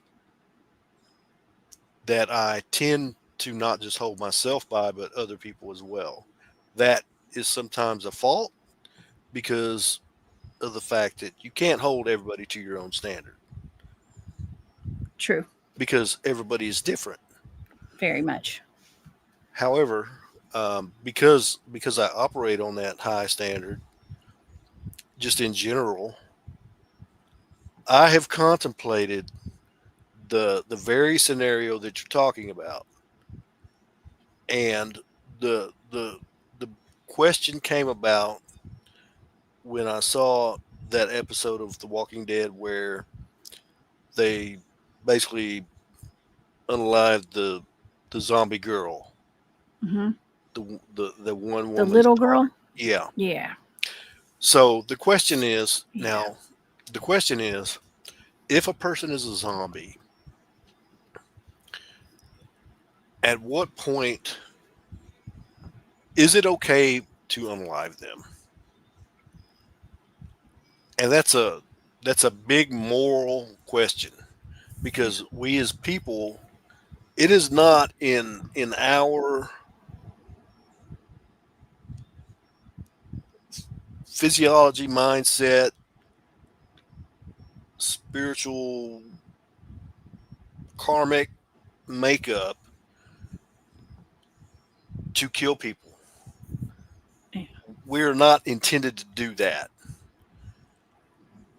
But I understand that there are circumstances that come up where that might be necessary. And the question is, at what point is it? I guess the question, it becomes, if a person is a zombie and they're basically an undead person at that point, is it okay to unalive them? And after some deep introspection and contemplation, I arrived at the thing, or the conclusion that they, when they're infected with that virus that turned them into that they are no longer human. And I don't know Oh, if you had a oh vaccine. man. Oh God. I was about to say this goes back to the beginning of our show tonight, talking about how humans are not classified as humans who have gotten that the Mhm. jabby jab. Oh man. So Golly. This is all I'm telling y'all, it's a big old setup. Setting the stage here. the question Wow. becomes, For entertainment purposes even if only. that person was given a vaccine Hmm. that would allow them to reverse that zombification, Yes. would they still be the same person? At what point are they just uh, a non-person or non-human? And you know that becomes a very very difficult question. And you could always point it back to the survival aspect of it, where it's either you take them out or they're going to take you out. But you know looking at it from a moral standpoint, um, if you know for 100% that what they're infected with is taking them past the point of becoming returning to human, is it acceptable to take them out? Okay. Exactly. I was trying to find that video. Okay, I'm going to play this on my phone real quick. Okay. Court ruled that any medically or genetically modified people are property of corporations that made the modifications, and they are now referred to as cyber Homo sap not Homo sapiens. They are Hold on, I can't see it because my thing's over the word. So they're not Homo sapiens. They are like Homo Borgus or something like that. Um, I don't know. I can't read my phone. I can't see it. But it's something. It's not Homo sapiens. It's something else now, and it sounds like a Borg. Yeah. Borg is in the word. Homo Borgus or something like that. What's up, Trebles? Thank you for being here with the Paranoia So Radio. Thank you. so it becomes very interesting and very complicated for the simple fact that um, and you think about it from this standpoint as well. There we go. Thank Here you, we go. Moondog. Yeah, thank you. Moondog put it up. Homo borgensis. Homo borgensis. I'm If you, probably pronouncing that. I'm putting the wrong accent on the wrong syllable. Probably. so Okay. so if you look at it from this standpoint, if you look at it from a biblical perspective, or Yeah. from the biblical narrative, you know the great deluge was the result of the bloodlines of the earth being modified in essence. And you know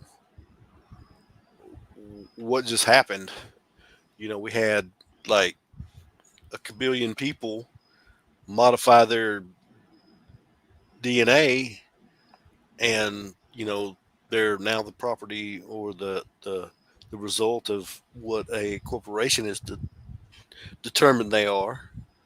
That is And you horrible. know That's horrible, Mark. It's absolutely horrible because a lot of, people were not told this before they did that. no. This is not, yeah, ethics. Thank you, Margaret. The ethics. There's no, where do ethics come into play here? Because it seems like there's none with that. I mean, I'm sorry, but okay, so I personally did not get that thing, if you know what I mean. I did not get that. I did not get it. Okay. So I am still a Homo sapien. Okay. Whatever. But still, it's,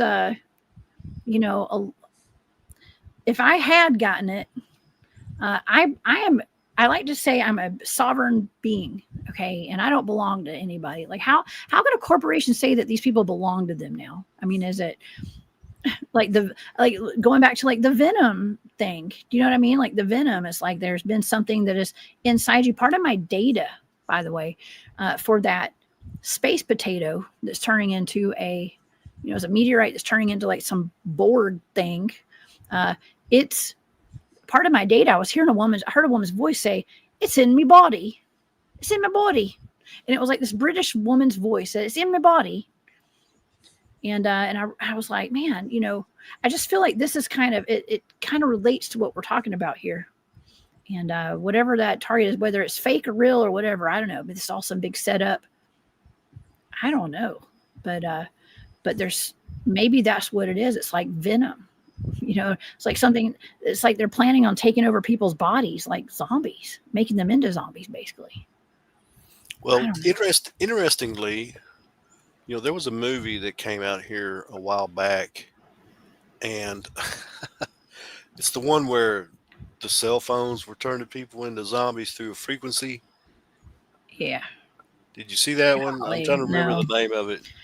No, but everything happens. Say nothing is a coincidence. Complete cellular surrender. How do we stop this? That's the question. We're kind of establishing that like this is what their plan is, but like how do we stop it? How do we stop it? People don't want the answer to that question. Yeah. I think some of us do. Maybe not here. Maybe we should go to Rumble and talk about that. We'll just do a live on Rumble, okay, one day, and we'll just put it all out there. Well, I myself, I never enjoy the thought of getting the knock at the door. Yeah, that's funny. FAP, that you caught me. You caught me. I don't usually say Vienna sausage either. It's I think Jess has a fake Southern accent, and I'm really British. It's funny you say that, because when I was in high school, I used to sing, and I did some singing competitions. And these people asked me one day, I was singing a song, and they were like, "Are you British?" They actually thought I was British with my big old thick Southern accent. So yeah. Anyways, I'll never forget that. Yeah, I mean, with a push of a button, this world could change. Everybody could just turn into, not everybody, but a lot of people could just turn into zombies potentially. Yay. Great. No. I hope that doesn't happen. No. I hope that doesn't happen, but it feels like we are being set up for something. There's something. Oh, yeah. The stage is being set for something. And hopefully there have been people that are stopping it. You know what I mean? And maybe it's us. I mean, I don't know. We do. I kind of like to put it out there that we do create our own realities, and we are able to manifest through our consciousness. Okay. And through the collective consciousness, we can manifest a better world. And I don't want a world full of zombies. Okay. I don't even like thinking about it. So maybe we shouldn't think about it. Yeah. The problem is, you have so many things that we're being bombarded with on so many different levels. You got things in your food, you got things in the things you hear coming through the TV, coming through the music, coming through the air, coming through. Yes. You're just being bombarded. Yeah, we are. Yes, we are. So what do we do? Just turn everything off? We can't just turn everything off, because this is like stuff that's coming out on a grand scale. Other than like taking little precautions, like turning our Wi-Fi off, stuff like that, right? I mean, it's not just affecting us too, it's affecting everyone. And imagine if the cryptids, like the Dogmen, the Bigfoots, anything that have been in any kind of programs, this is all theoretical and all my opinion here. You have the cryptids, pale crawlers, whatever we got out there. If they're chipped, or they have some kind of jabby jab themselves, they probably do. Let's just be real about it. And or something. At a flip of the switch, they could turn and become, cyborg robots. It's some evil person's bidding. You know what I mean? Like, I don't know. It's just thoughts, deep thoughts with Jessica and Mark.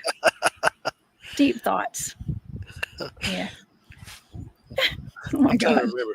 Wasn't there a Saturday Night Live There skit was with Jack with Handy. it was called Deep Thoughts? Deep thoughts. It is Saturday night, and we are And we're live. and we're live. I don't even know if I was ready for this conversation tonight. Because Definitely interesting. I mean, well, because there's so many facets to this, and I feel like we're kind of connecting some dots that I wish we weren't having to connect as well. So I don't know. I mean, I see a positive future. Okay, I really do. I see a positive future out there for all of us. But then again, there's a lot of ways things could go south as well, and so that's all. I do have a lot of deep thoughts all the time in my head. I don't usually express them all out loud, especially not to the world like we're doing right now. Yeah, sometimes it's better to keep your thoughts to yourself. Yeah, especially my thoughts. I'm just kidding. Yes, I love that. Win Clan Ken. It's a tongue twister saying your name, Ken. I love it. He says God wins. Absolutely. Absolutely. Well, that's the one of the bigger factors, in looking at all this stuff is, people ask the question, well, why won't they tell us about, have disclosure on aliens, Bigfoot, and UFOs, and Dogman, and all this stuff? And I've said this before, but I'm going to take that a little bit more in depth. Okay. It forces them to answer questions that they don't want to answer. And those answers to those questions are that everything, and I'm not using that lightly, everything that we encounter in our life or lives has been put there to, in some way, keep us from realizing and accepting that. And I get it, before I even say what I'm fixing to say, I get it when you look at the biblical narrative. I understand that there are things that have been changed, books removed, all that stuff. But everything points towards the suppression of the biblical narrative and the fact that the biblical narrative says that Jesus is the way. You look at it, why, before you go into some of these underground facilities, do you have to sign a waiver that, or an agreement that you will not use the name of Jesus or say the name Jesus when you're in those locations? Mm-hmm. Why is that? So you have to look at it from the perspective of,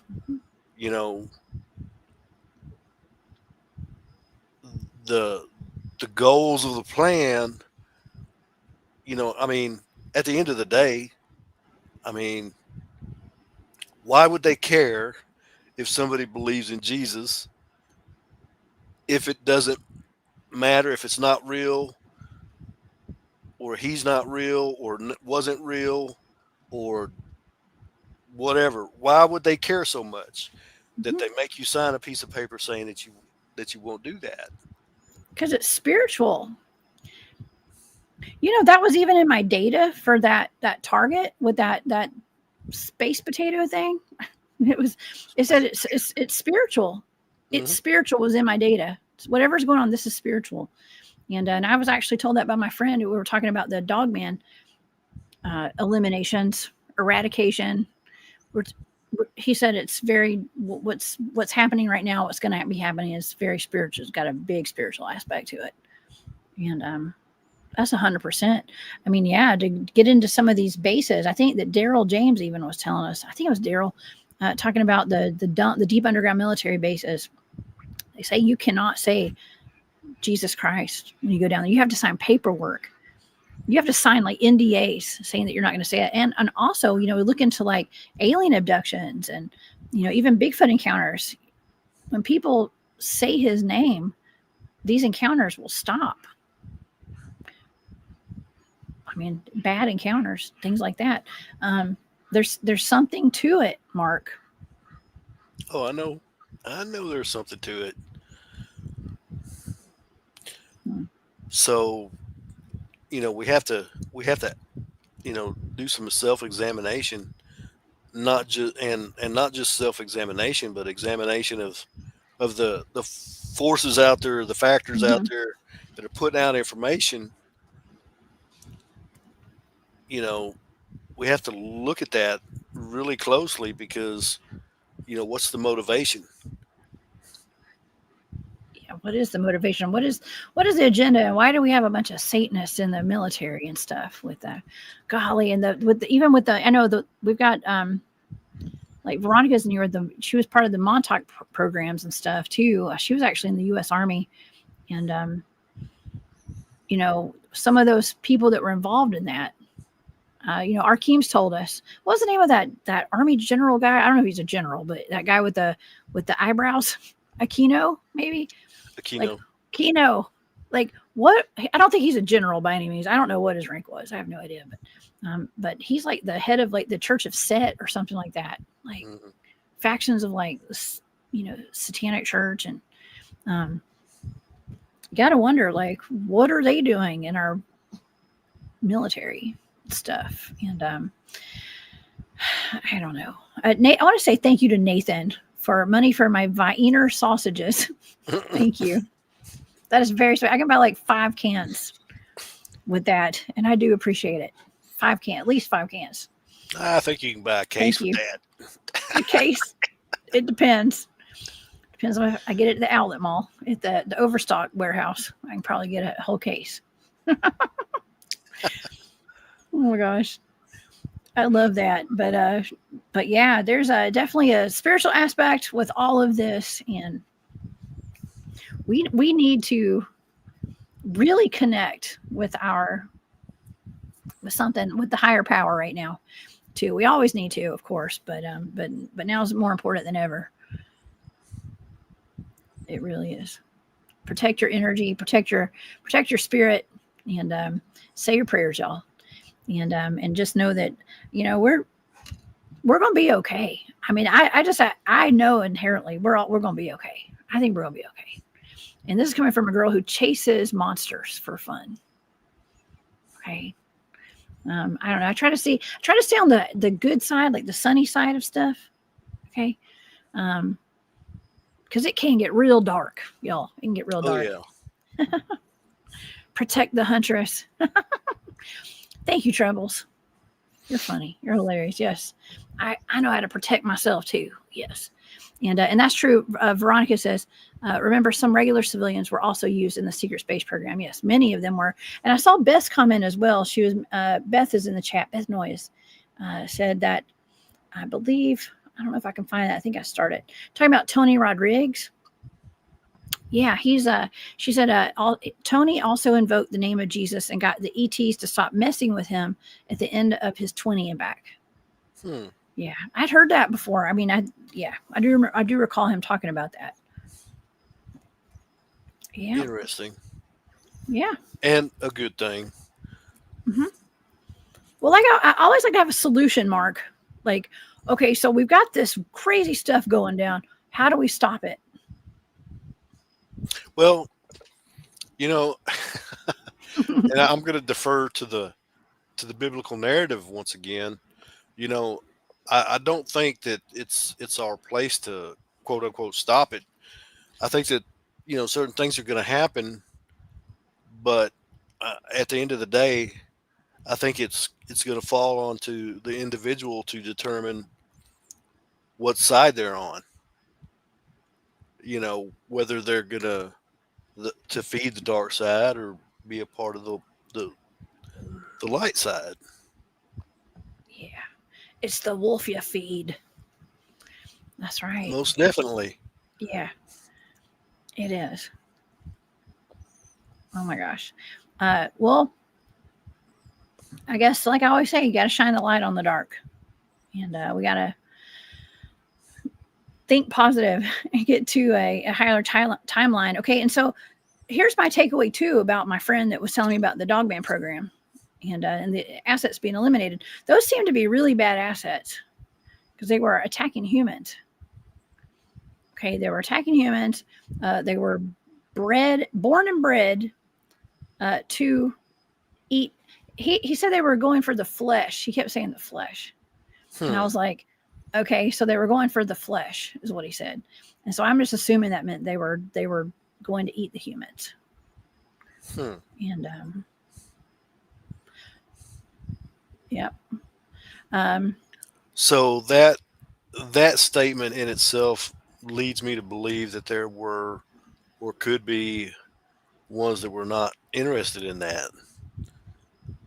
Whether that mean that because you know he said they were trained for it. That was part of their training. Hold on, I have my notes right here. Hold on. They were bred that way. Bred. That would imply a breeding program, wouldn't it? Oh yeah. So to me, that would indicate that there could be others that might be like those were only interested in eating people. Oh, You that was could the have. sample. You The could have. control group. The control group is You what he could said. have. You could Yeah. have others that were interested in a person's blood, as opposed to. Oh. And I've always been a strong proponent of this. Mhm. So when you go into the woods, you can't hide from these things. They know that you're there. Exactly. And not only do they know that you're there, I would also suspect that they can tell what you had for breakfast 2 weeks ago on Tuesday I can smell it on you. because they can tell they can they can I think that their senses are so heightened that they can smell that on a person, and I Yeah. don't say that lightly because as we know, you have dogs. They can tell when there's something wrong with you, Mm-hmm. and they can tell when there's something wrong with another dog as well, and it may not Oh be yeah. evident, something that's a condition that's exhibit you're you could have a condition that you're not exhibiting signs of, but they can tell. You know, they can tell. They've even come out in I think within the last 5 years that a dog they have actually trained dogs to tell whether or not a person has cancer. Yeah. They can sniff it out, and they also, like when you said that, like they can tell if there's something else wrong with another dog too. My Mhm. grandparents used to take in dogs. All people would drop dogs off at their house. They ended up with like 9, 10, 12 dogs at one time, and it was wild. And I tell you, and this is a long, long time ago. But I remember one of the dogs got sick, and a couple of those dogs attacked it because it Mm. was weak and it was sick, and it was horrible. It was absolutely tragic and horrible. But it was a weak link. They sensed there was something wrong with it, and they attacked it. And Mm. and I hate it, but it's just that's the nature of the beast. Sometimes, you know what I mean. It's their innate nature to do that. I guess to try to take out like the weak links or whatever. I guess, but it's just sad. But it's just part of the dog's reality, I guess. I don't Yeah. know, like pack mentality, and that's it's kind of crazy because that's another thing that my friend was telling me. He was like, they observed that they had they like mentality, I guess you call it, um, pack behavior, pack behavior. So, and that kind of answers my question as to like, are dogmen like roaming around by themselves? A lot of times people just see one. They, from what they observe, they stay in packs. Well, the thing about it is, you may only see one, Yeah, they're all but hiding. but Yeah, you're not going to see the rest of the pack necessarily. And you get the same yeah. thing with and this is something that you don't really hear a lot of people talk about anymore. You know, you may hear people say that Bigfoot never travel alone, but they don't really go into a lot of detail on that. But that was a big thing back in the day. That you may see a Bigfoot, and he's not necessarily the one you need to watch out for. It's the ones that you can't see. Yes, exactly. It's the ones you can't see. They're gonna get you. They could. That was like that night that I saw that thing on the side of the road. There was at least two of them, but I'm sure there was probably more somewhere. And I'm referring to what I believe I saw a Dogman out in Alabama on the road. And there's another one with his back turned to me. Still confused about what I was looking at there, but whenever there's one, we're fully aware of that when we're out in the field doing the Bigfooting and stuff. If there's one, there's a whole bunch of them. If one makes any noise, there's a whole pack around. Usually. Oh yeah, Yeah. That's why they say do not shoot one. Never shoot oh one. yeah. Never. You're not gonna make it out of there probably. Yeah. And you can, I guess that's, if you go back in like historical accounts of like people shooting at Bigfoot, it's like, look at the Ape Canyon attack. Like that one, those guys, I think they were gold miners, and they encountered some Bigfoots, and one of the guys shot one, and they were accosted. They survived. All the men survived, but they're pretty beat up the next day. Yeah, that seems to be the trend. Historically, usually if you take a shot at one, usually you end up not you're not you're not going to have a good ending. No, Bob used to always tell me that. Grumpy would always say, just never shoot one. I don't care what happens. If you have only if you are within a millisecond of getting attacked, or whatever. He's like, just trying to ever shoot at one. And so, yeah, so far I've had nothing but good encounters, good experiences out there. They may not always be not scary. I've had some weird stuff, but still at the same time, I'm still here, and I still go back as much as I can out in the woods. Nothing can stop me. I'm still out there a lot, but I don't know. I mean, you live not too far from the LBL, and Yep, yeah. I could get in my truck, and I could be in the LBL in less than 10 minutes. 10 minutes. Man, that's really close. That's really close. That's actually quite a blessing, man. That would be wonderful to be that close to a place like there. Just with the lake. Do you ever go fishing out there and stuff? Do people go fishing? Yeah. Yeah. People ride boats out there and stuff? Yeah, go skiing? They got boats, everything from a little John boat up to a big 40-foot cigarette boat. Really? Mm-hmm. So, I mean, it's a big old lake. Yeah. Yeah, both of the lakes are pretty big. Mm-hmm. Yeah, somebody in the chat at the beginning of the show tonight, somebody had asked, I don't remember who asked, I'm so sorry, y'all. Somebody had asked and said, I wonder what the LBL was like, or like what that was like, the lake was like before it got flooded. What was out there before it got flooded? Was it was communities, and what was going on out there? So the Lake Barkley and Kentucky Lake, they actually weren't lakes back in the day. They were rivers. So, and those rivers, from my understanding, weren't exceptionally wide. I don't know exactly how wide they were. I do have some old maps, pre flooding of the area maps, but I haven't actually looked to see how wide they were. But they weren't, on the grand scale, they weren't that wide. And it was the I know one of them is, I'm trying try to remember. One of them is the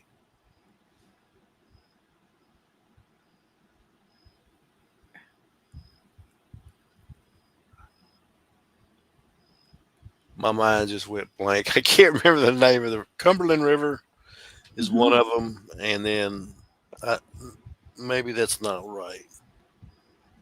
I Hmm. can't remember, but nonetheless, there were rivers instead of the lakes, and when they dammed them up and they flooded the areas, a lot of those old communities were flooded, kind of like similar To Lake to the Lanier, Lake Lanier. the haunted lake in Georgia. That's the I've heard some. consistency of Jello. It's so I've heard, gross. I've heard some pretty interesting stories come from Lake Lanier. You probably for me. Well, no, I don't know. these actually came from you know testimonies of people that actually were in the water and potentially were going to drown and were actually rescued out of the water By an unseen force. by unseen forces, Yeah. unseen people. Some even suspect that it could have been mermaids. Mermen, mermaids. That's interesting. Man, did I tell you? Did I tell you about me taking a tumble down the stairs a couple weeks ago, and I Yeah, had arms holding me up yeah, the whole way down? It was like it was not my time to go that day. yeah. Yeah, That would have been a bad day. it was. Yeah, it could have been. Could have been. Instead, I was just left perplexed for the rest of the day, trying to figure out what happened. Yeah, and happy Well, to be alive. it's just a good thing that you had. I'm going to call it intervention I did. that kept that from happening. 100%. 100. Absolutely. Those were my Got to angels, man. It was, you got to keep them root throwers away from you. Kind of throw them roots on you. man, it's been rough lately. I don't know what's going on with that, man. I got a lot of people mad at me, I guess. I don't know. We'll see. Well, We'll see. Well, thank you'll goodness. be all right. Praise God. Thank you, Ona. That's right. Yes, I have. I'll be just fine. I've obviously. It's only God. Okay, that's the only way I can describe it. That's the only explanation I have. Is those are my angels. Carry me. I literally felt arms lifting me up as I was falling. And yeah, it would have been a very it would have been a could have been fatal. It was Oh yeah. yeah. Yeah. You know, when I was a kid, I know this has a little bit to do with this. When I was a kid, my mom, I still remember this. I couldn't have been more than 2 or 3 years old. It's probably three. And we went to a West Georgia college football game. I think it was like a football game at a stadium. And I fell from the top of the stadium all the way down to the bottom on the bleachers. Wow. And I don't know how I remember this, but I remember falling out. It was one of my earliest memories was actually falling down the bleachers when I was a kid, and I was knocking people's drinks over the whole way down and stuff. And Wow. like, I don't know why nobody stopped me. Like, come on, just grab. There's a kid coming. Somebody grab her. So That's wild. I guess I was used to falling. I don't know. I was okay. I just I remember being embarrassed when that happened. But the only time that I yeah. remember ever falling was when we lived in a mountain state. I'm not going to say exactly where, but we lived in a mountain state at one point, and my mom had a cactus garden, and it was like an 8 by 10 area, and it was full of cactuses, every kind of cactus you can imagine. And I was out there, she was out there messing around in her cactus garden, and I walked out there to ask her something, and I tripped on one of those rocks, and I fell face first into that cactus garden, Oh my God.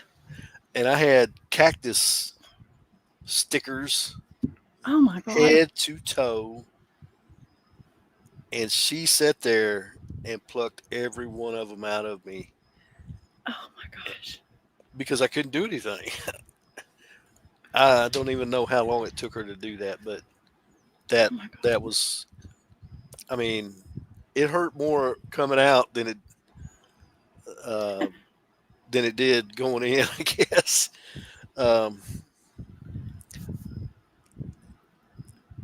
Yeah, I would say that the maps that I have, they are probably not topographical. They are more uh, along the line of uh, pre-construction maps, um, and they're not. It's not for the whole area. It's just for portions of the dam area. So yeah, it's not really. They're not really topographical. Oh man. If anyone's wondering why Mark and I both go out hunting monsters, because we're tough, because we took some hard knocks when we were kids. I think that's what it is, man. I've been tumbling around and falling, and that was just God putting me in those weird, or putting both of us in these life-threatening predicaments to toughen us up.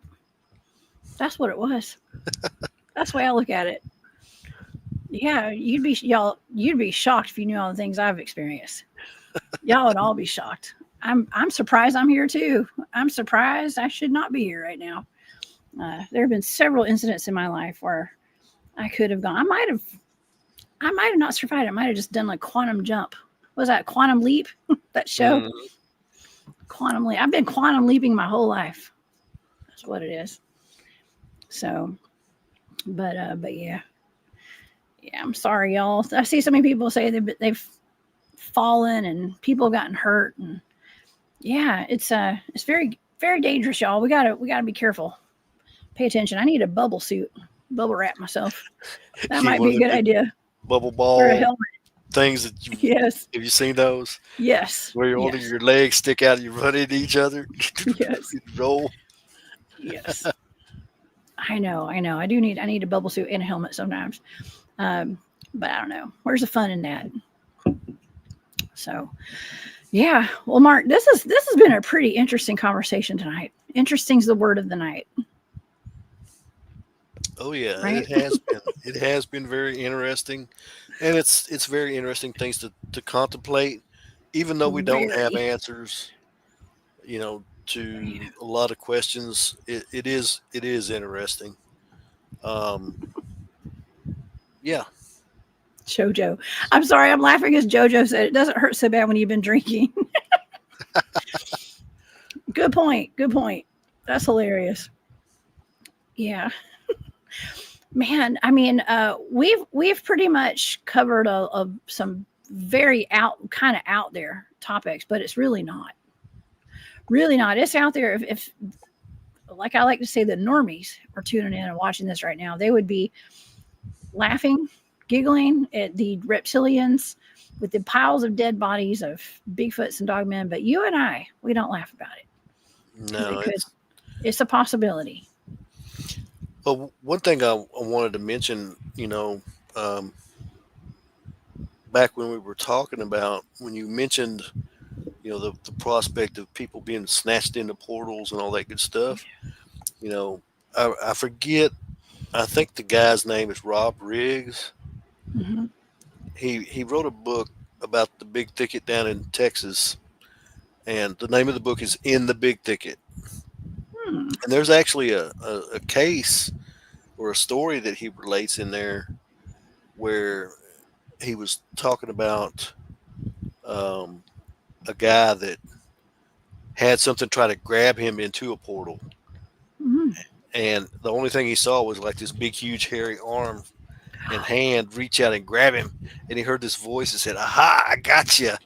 And he's trying to pull him in. And the only way he was able to get away from it was he came out of the jacket that he was in.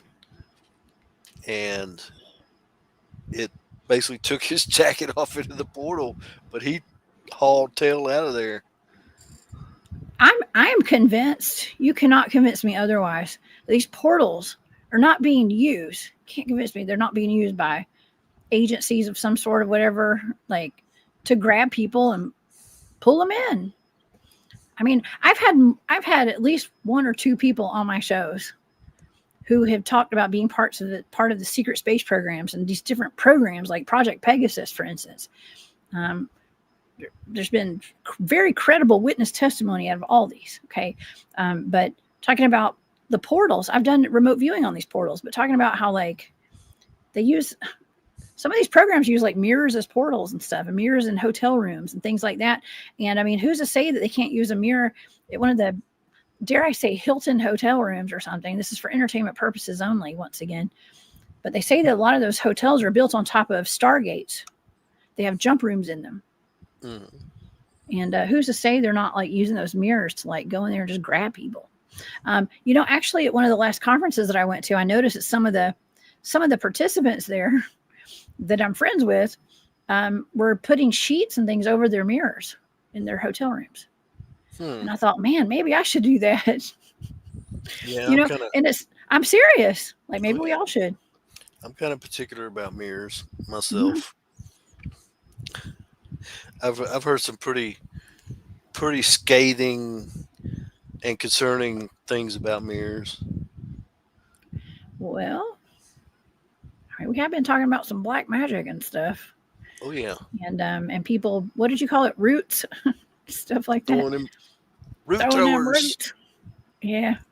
Yeah. A lot of people don't put a lot of stock in that because they haven't been exposed to it. But I was raised down in Louisiana, so I know what's up. That's right. I was raised in the dirty South. You're from the dirty South, just like me. But yeah, New Orleans, New Orleans, or just Louisiana. Let's just say Louisiana. Let's refer to Louisiana. You're not from New Orleans. No. But Louisiana, down on the bayou and stuff. Lots of voodoo, and that's where we get the stories of the wolf, the Rougarou, the Loup-garou, vampires as well. A lot of werewolves and vampires down there. Lot of magic. A lot of magic going on down there. I think that accounts for a lot of those werewolf reports. Maybe Dogman too. But yeah, I mean that plays a big role too, and I think it plays a big role even in some of these.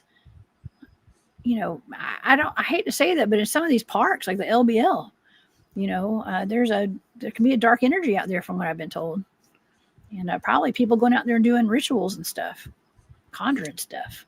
What's interesting about it is I've actually been to places over there where one day it's fine, and then the other day you just get like this ominous dark feeling, and it's weird. It's like it's moving around. Oh, it is? Feels like it's moving around? Mm-hmm. Like the energy? Mm-hmm. Ooh. That's wild. What is this? Very interesting and weird. Free money. Uh-oh. Hold on. This is a bot. We're going to ban the bot. Sorry, y'all. Sorry. I don't usually take the time to stop the show and ban a bot, but that guy wanted to give away free money. Chatters, and I don't know what that was. Mm-mm. Sorry. There we go. That was a first. I hadn't seen that in a while. Yeah, I don't think I've seen one of those in a while. Did you see that? No, I don't have the chat up. That was weird. Oh, that's right. You didn't. I don't know. Maybe it wasn't a bot, y'all. I'm sorry, but I just banned that person, whoever that was. So anyways, I know this is for the live audience tonight. If you're listening on podcast right now, you have to go back and watch the video. I don't know if he'll show up, but sorry, y'all. We had a bot. We have a live chat going right now. If you're wondering, if you're hearing my voice and not seeing my face right now. Yeah. Tell them, get on out of here. We don't want your debt note. Yeah. Get out of here. Get. Oh man. Yeah. Yes. Be aware of mirrors, y'all. I don't know. Like we were talking about mirrors just then. Just be aware. I've done a couple shows on like magic mirrors and stuff, but they're used for. It's kind of hard to understand. Like I said, we're not really talking to normies here, y'all. I know we're all kind of on the same frequency. If you're listening to this, we're on the same frequency right now. But mirrors can be used as portals, and people do use them for bad. Okay. And for like dark magic to spy on people, maybe. I don't know how that works, but like maybe astral traveling into people's houses and stuff. So just be careful, be aware. I do cover my mirrors as well at night. I started doing that recently. I don't have a lot of mirrors in my house, but yeah, you can never be too cautious. And Bigfoot Dwarf says, Motel 6, they'll leave the light on for you. Yeah, it's actually safer to stay at a Motel 6 than at the Hilton. I'm just saying. Unless you want to get snatched up through that mirror at night. I don't know. Golly. Mm-hmm. I know, right? We're safe. Are we safe anywhere anymore? No. Maybe the Motel 6. Safety is a fallacy. Is it? Mm-hmm. Yeah. Well, I like living in La La Land sometimes. I feel safe. I feel relatively safe most of the time. I really do. Well, I'm not scared of a whole lot, but yeah. Jay Trusiger says there are also star people who live in apartment high rises as well. Star people live all over the place, I think. And Nathan says the sun is a huge portal. It is a massive neutrino source, and 100 trillion of which go through each square inch. Neutrino fields form our reality, this dimension in ways. Sun is the local portal. That is so cool that you said that, because when Barry tasked me with Earth's weaponized natural portals, I immediately was on the sun. And all my data in the very beginning of the session was all in the sun. And it was really weird because it's supposed to be Earth's natural portals, but yet I was at the sun. So what does that tell you? It's kind of weird. But I think the sun is a portal. There's a connection to the sun and Earth through a portal. Okay. And that's something else that people were always trying to pull it out on me. Like, what was in that data for that moon landing? Mm-hmm. That I got that proverbial knock at my door about. And all I could really say to the public was like, not that I can't say things to the public, but I mean, all the data is on my Patreon if anybody wants to go see it. But it's like, I don't know if that actual mission that you saw on the film was real, but they did go to the moon, but I don't think they got there the way we've been told. That's another big thing. I don't think they got there by a rocket ship. Okay, so anyways, I'm going to leave it at that when it comes to that. But you can see all that in my data if anybody ever wants to go look at it. So, yeah, we live in a really crazy world. Nothing is what we've been told. There are monsters out there, and cover your mirrors at night. Okay, and that sums up the whole show in a nutshell right there tonight. So I don't know. What you think? What do you think, Mark? Anything else we need to talk about tonight? I think we need to stay frosty, strapped, and dangerous. Stay frosty, my friends. Yes, stay frosty. I always do. And I'm always locked and loaded. I am. Let's see. What's up, Eric? Good to see you here. Main House says, tell us more about the mirrors. I want to hear more about the mirrors. I don't know, Mark, do you know more about the mirrors? Is there anything else you could tell us about that before we go tonight? The only thing that I can relate is, and this is something that I have mentioned.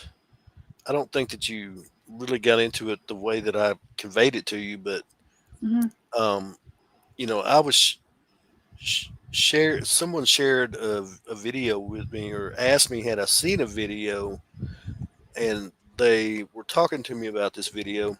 And basically what this person was doing, they were at the grocery store, right?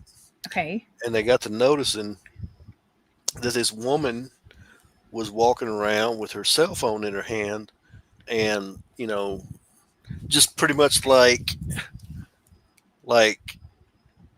screen off. Let me turn it off. Screen off, just a black screen, right? Yes. And said that they were walking around and they were like hovering it over the meat in the meat department. Oh.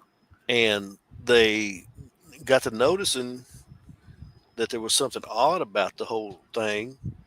And basically what they determined was that she was using her cell phone as a portal to implant demonic entities into the meat. The food?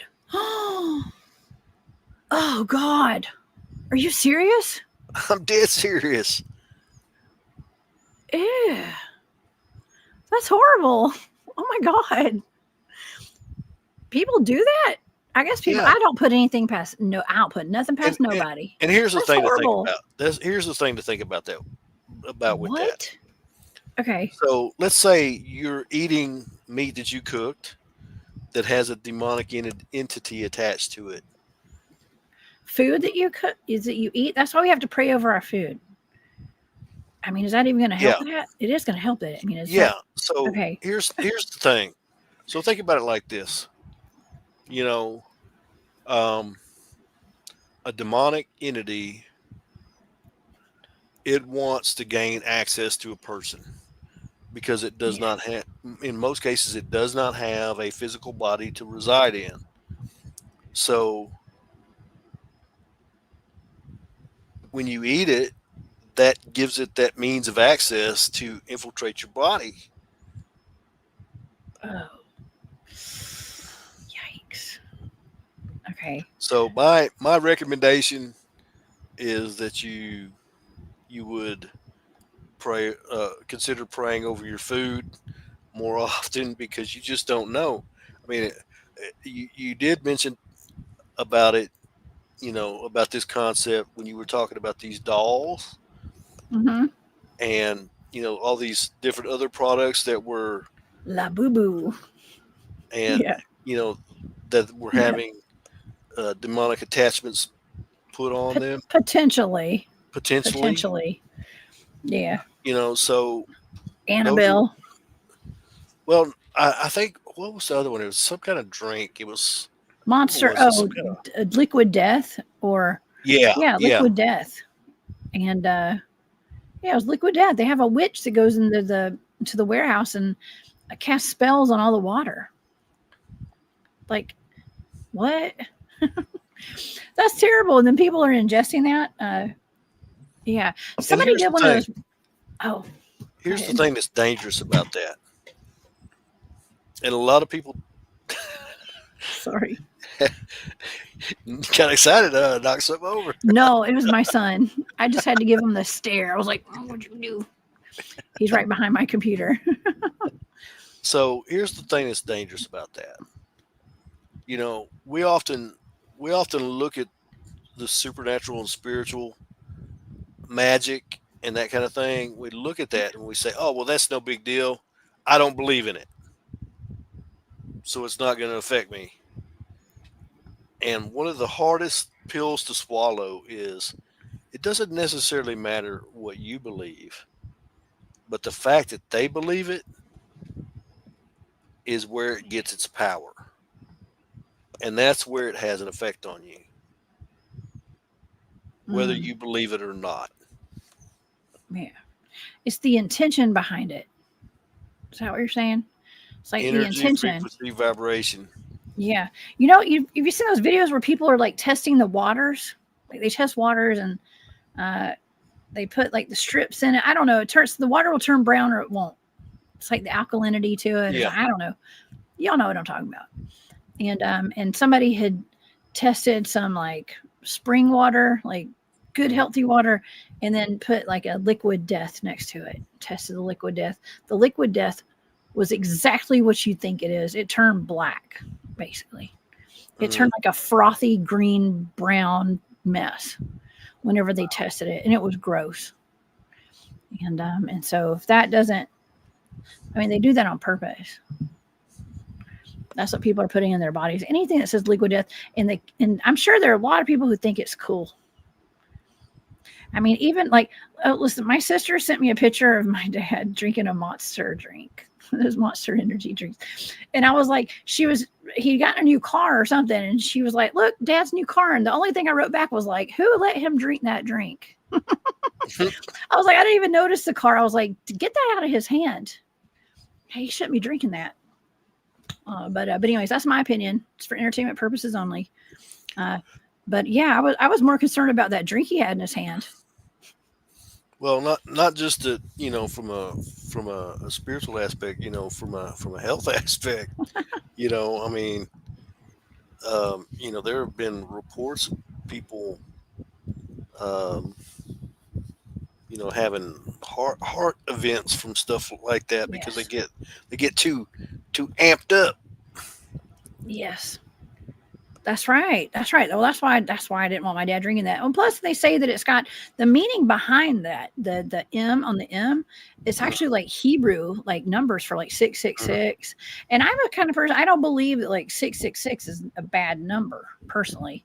Like I don't. I think there's like a spiritual aspect to it, but it is also related to something that is bad. Okay, so it's like I don't know, to me, I've always thought there's just numbers, but some people do put that as like satanic or something like that too. So I don't know, but that's what it is, and it's the intent behind it, right, Mark? It's Oh the yeah. intent. There's actually an MMA fighter, like UFC fighter, that he refuses to be photographed with the can of that in front of him. When he goes out into, I don't, he may not still fight today, but when he would get into the octagon, he would like X out the advertisement for it and Wow. stuff, and yeah, yeah, yeah. He refused to give it any power, and I think that's what we need to start doing. If we're not, y'all aren't already doing that, we got to stop giving these things power over us, or the implied or conceived power that it might have, or whatever. Rebuke it. Just rebuke it, and don't drink it. Don't drink this stuff, and it's just for entertainment purposes only. But that's what I do. That's what I'm doing. I'm not telling y'all to do that, but I'm just saying that's what I don't drink that stuff. Hmm. I'm not perfect, but Well, there's certain things that I stay away from. oh yeah. Well, it just seems like there's so many things that are weaponized against us that it just makes it hard to navigate sometimes. And because I mean the reality of it is you got all the stuff on the bad side, on the dark side, that's against us naturally. They'd Mhm. naturally come by that. I could deal with that. But when you got people on the good that are supposed to be on the good side that, like, use the word of God and use different things against people to gaslight them and you know um, come against people. I mean, I'm the main proponent, or a major proponent of, you know when you look at the word of God, or the Bible, whatever you want to call it. When you look at that, I'm a major proponent of letting it do its job. If it offends you, it's meant to. If it helps you, it's meant to. Whatever it does in your life, it's meant to do whatever it does. But when you have people who take it and use it for their own personal agenda, Yeah. it's not a good thing at all. And they Yeah. need to do some heavy self-examination before they before they do that. Because, Yeah. if you're a true believer of the word of God, then at some point you're going to have to answer for that. And the consequences of answering for that may not be what you think it's going to be. So those are just some things to consider There are consequences. for everything. There's karma, right? Yeah. Welcome to the Karma Cafe. You will be served what you deserve. Oh my gosh. Yeah, you will. Hey, well, it may take a while, but you get it. Everybody gets what they deserve at some point. We've all gotten good and bad karma. Um, some of us got way more bad than good. Just kidding. Well, Oh you know, man. I mean, don't get me wrong. I don't wish anything bad on anybody, but I do I've always been a strong proponent of helping people learn different things, and sometimes that learning comes through not so desirable ways, and it is what it is at the end of the day. Yeah. Yeah. I've got a heavily breathing German Shepherd right here. I don't know if y'all can hear that. uh, she's over here breathing really hard by my microphone. So, but yeah, just we gotta just be a good person.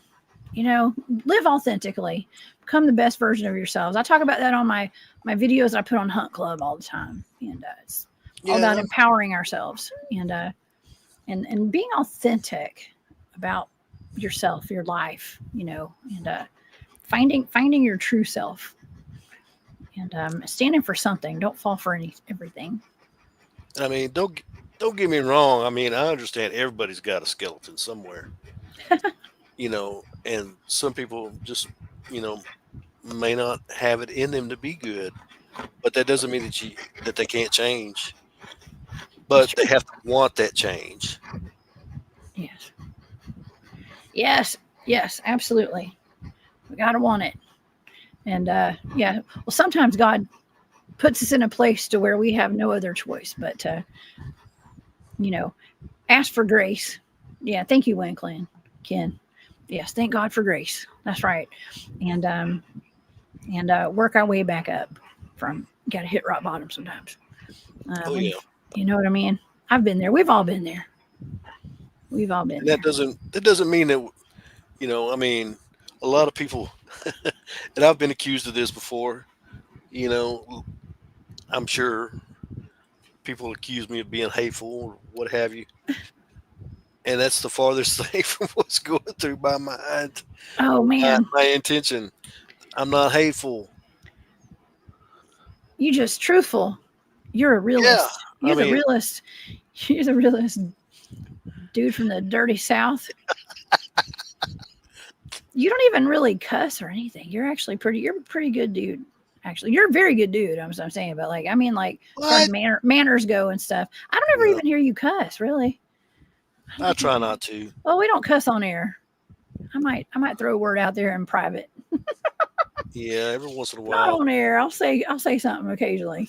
If you're not recording me, I'm just kidding.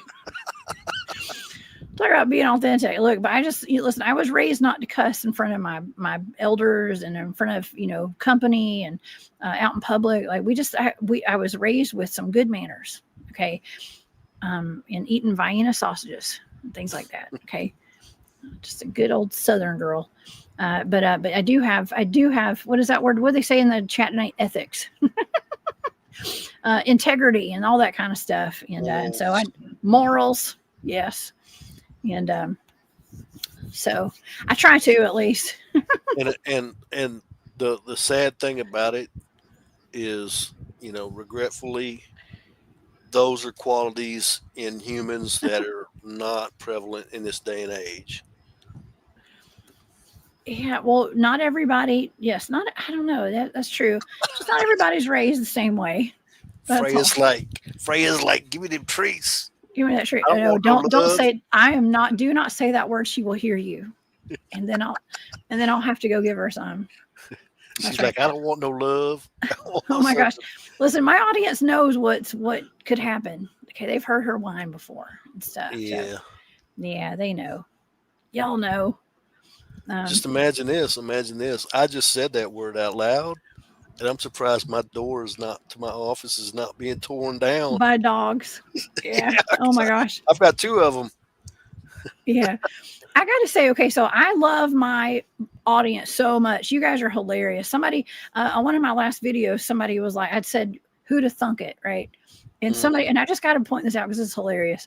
Because I say things. Listen, I have a degree in English literature, y'all. I know how to talk.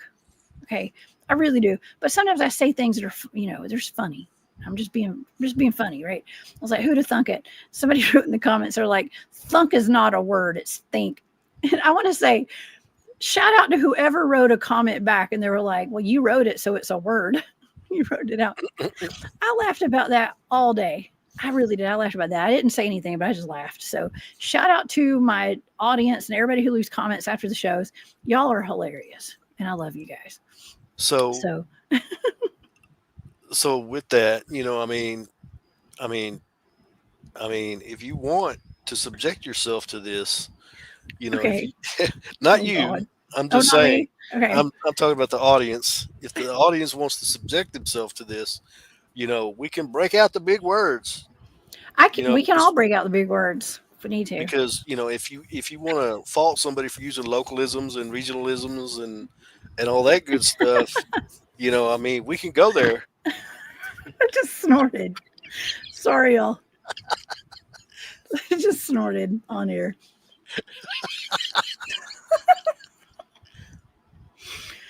Did y'all hear that? I guess y'all did.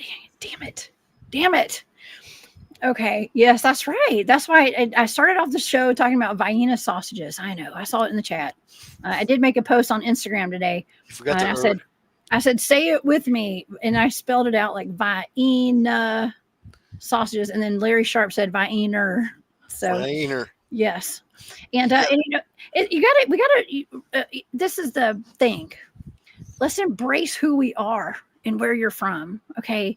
And I learned that back when I was in college, and we were learning, different dialects and regional dialects and stuff, and learning about them and learning the science behind it, basically, is what we were doing. Mm-hmm. And so I found pride in the way I was raised and my family spoke. And I had never done that. I spent like my entire childhood trying not to sound like a country bumpkin. Okay. Cause that's what I was. Okay. But I tried not to sound like that. Now as I've gotten older, I've embraced it. I really embrace it. I still don't sound as country as I normally would around my family. Okay. But it's okay. We can say things like, we can say, yeah, the potted meat. Thank you, Ken. We eat potted possum. I don't eat it, but my dad always said potted possum. I think he would take the labels off of potted meat and change the label, and it said potted possum to be funny. And so we had a cabinet of potted possum at my house when I was a kid. Yeah, that's. Potted meat. What is potted meat, anyways? That's my question. What the heck is potted meat? You don't want to know. It's the same thing that's in Vienna sausages, probably, but it's just not in a sausage form. Yeah. It's spreadable on crackers with the jelly. You got me thinking I need to go in there and check and see if we got some in the cupboard. Get some mustard and saltines. Absolutely. Embrace it. Hey, embrace your heritage. If you ate potted possum, gosh, I am giving way too much away to the public tonight. Y'all know I had potted possum in my cabinet when I was a kid. It wasn't really potted possum, y'all. It's just a fake label my dad put on everything, on his stuff. So we actually did have jars of pig's feet on my counter when I was a kid. Yeah. My dad loves pickled pig's feet. Still does. Yeah. Pickled eggs. Deviled eggs. Yeah. Pickled eggs. Anyways. Smell weird. But yeah. I wonder where I come from. Talking about roots. It's a different kind of roots.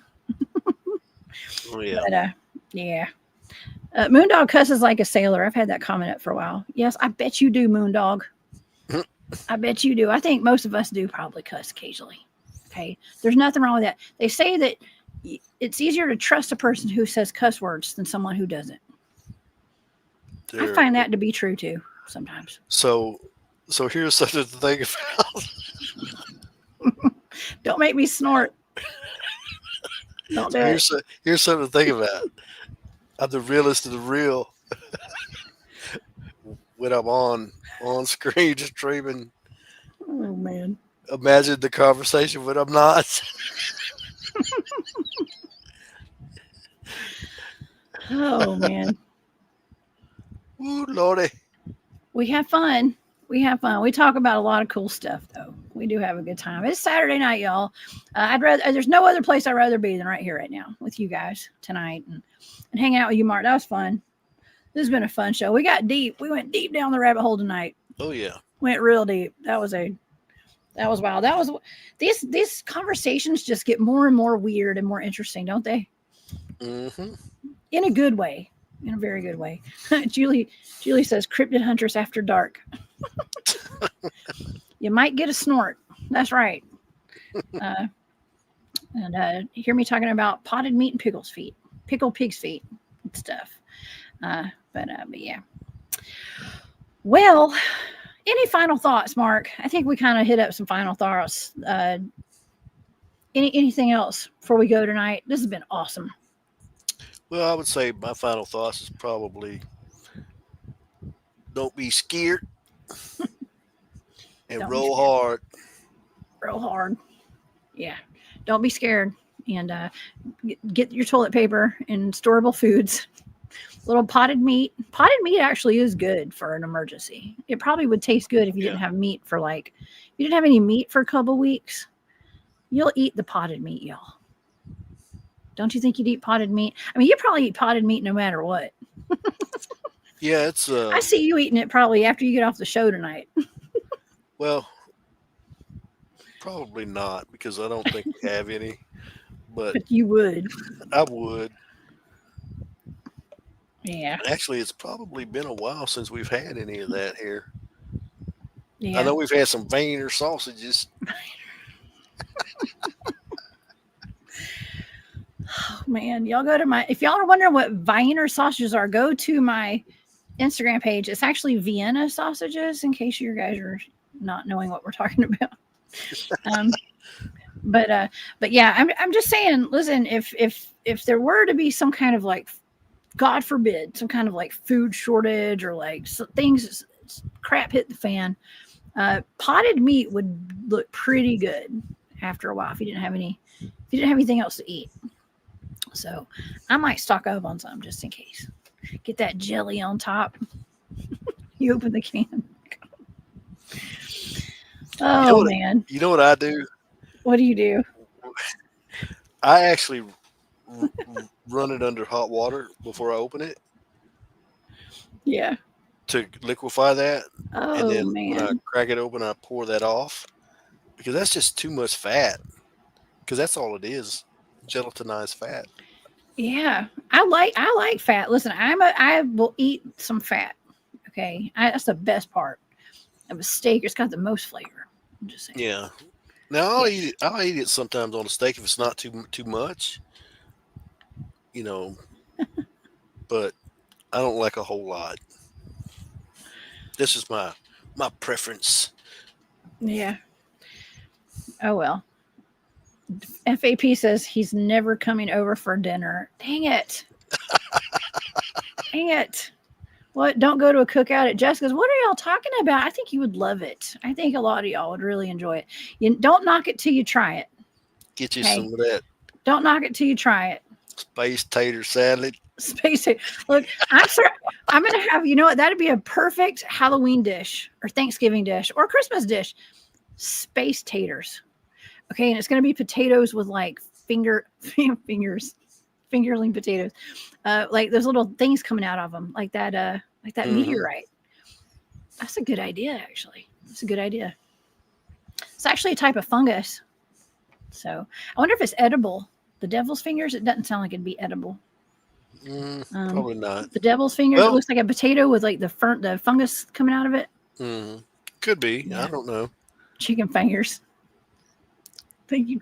Corned beef hash. Cheeky Blue Nose. I am all about the chicken fingers and tater logs, Vienna sausages, pickled pig's feet, and pickled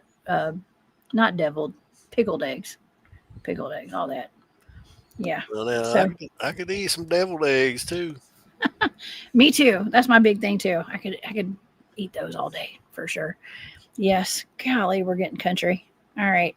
Well, I guess it's time to go, y'all. Baked potato space buds. Space yes, buds. Thank you, Jane. Well, y'all, this has been a really fun show tonight, and I'm so blessed and happy that you came on with me tonight, Mark. Well, thanks for having me again. Of course, you're welcome anytime. You're always welcome. Yeah, it keeps our Saturday nights interesting, for sure. Oh my gosh. Well, where can people find you? Do you got a YouTube channel on your website and all that. Would you like to tell the audience about it?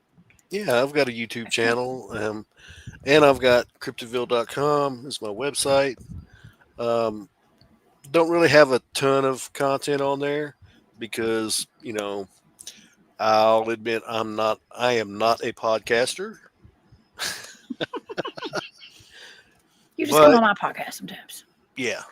Yeah. So, I do have a little bit of content on there, but it's just not my thing. Um so yeah, that's where you can find my online content. Um and I have links on there to where you can email me if you want to contact me for anything. And that's pretty much that. Yes. You can put in your order for a potted possum. Go to cryptidville.com. Potted possum. I'm just kidding. I probably, that would be kind of fun to make some labels though.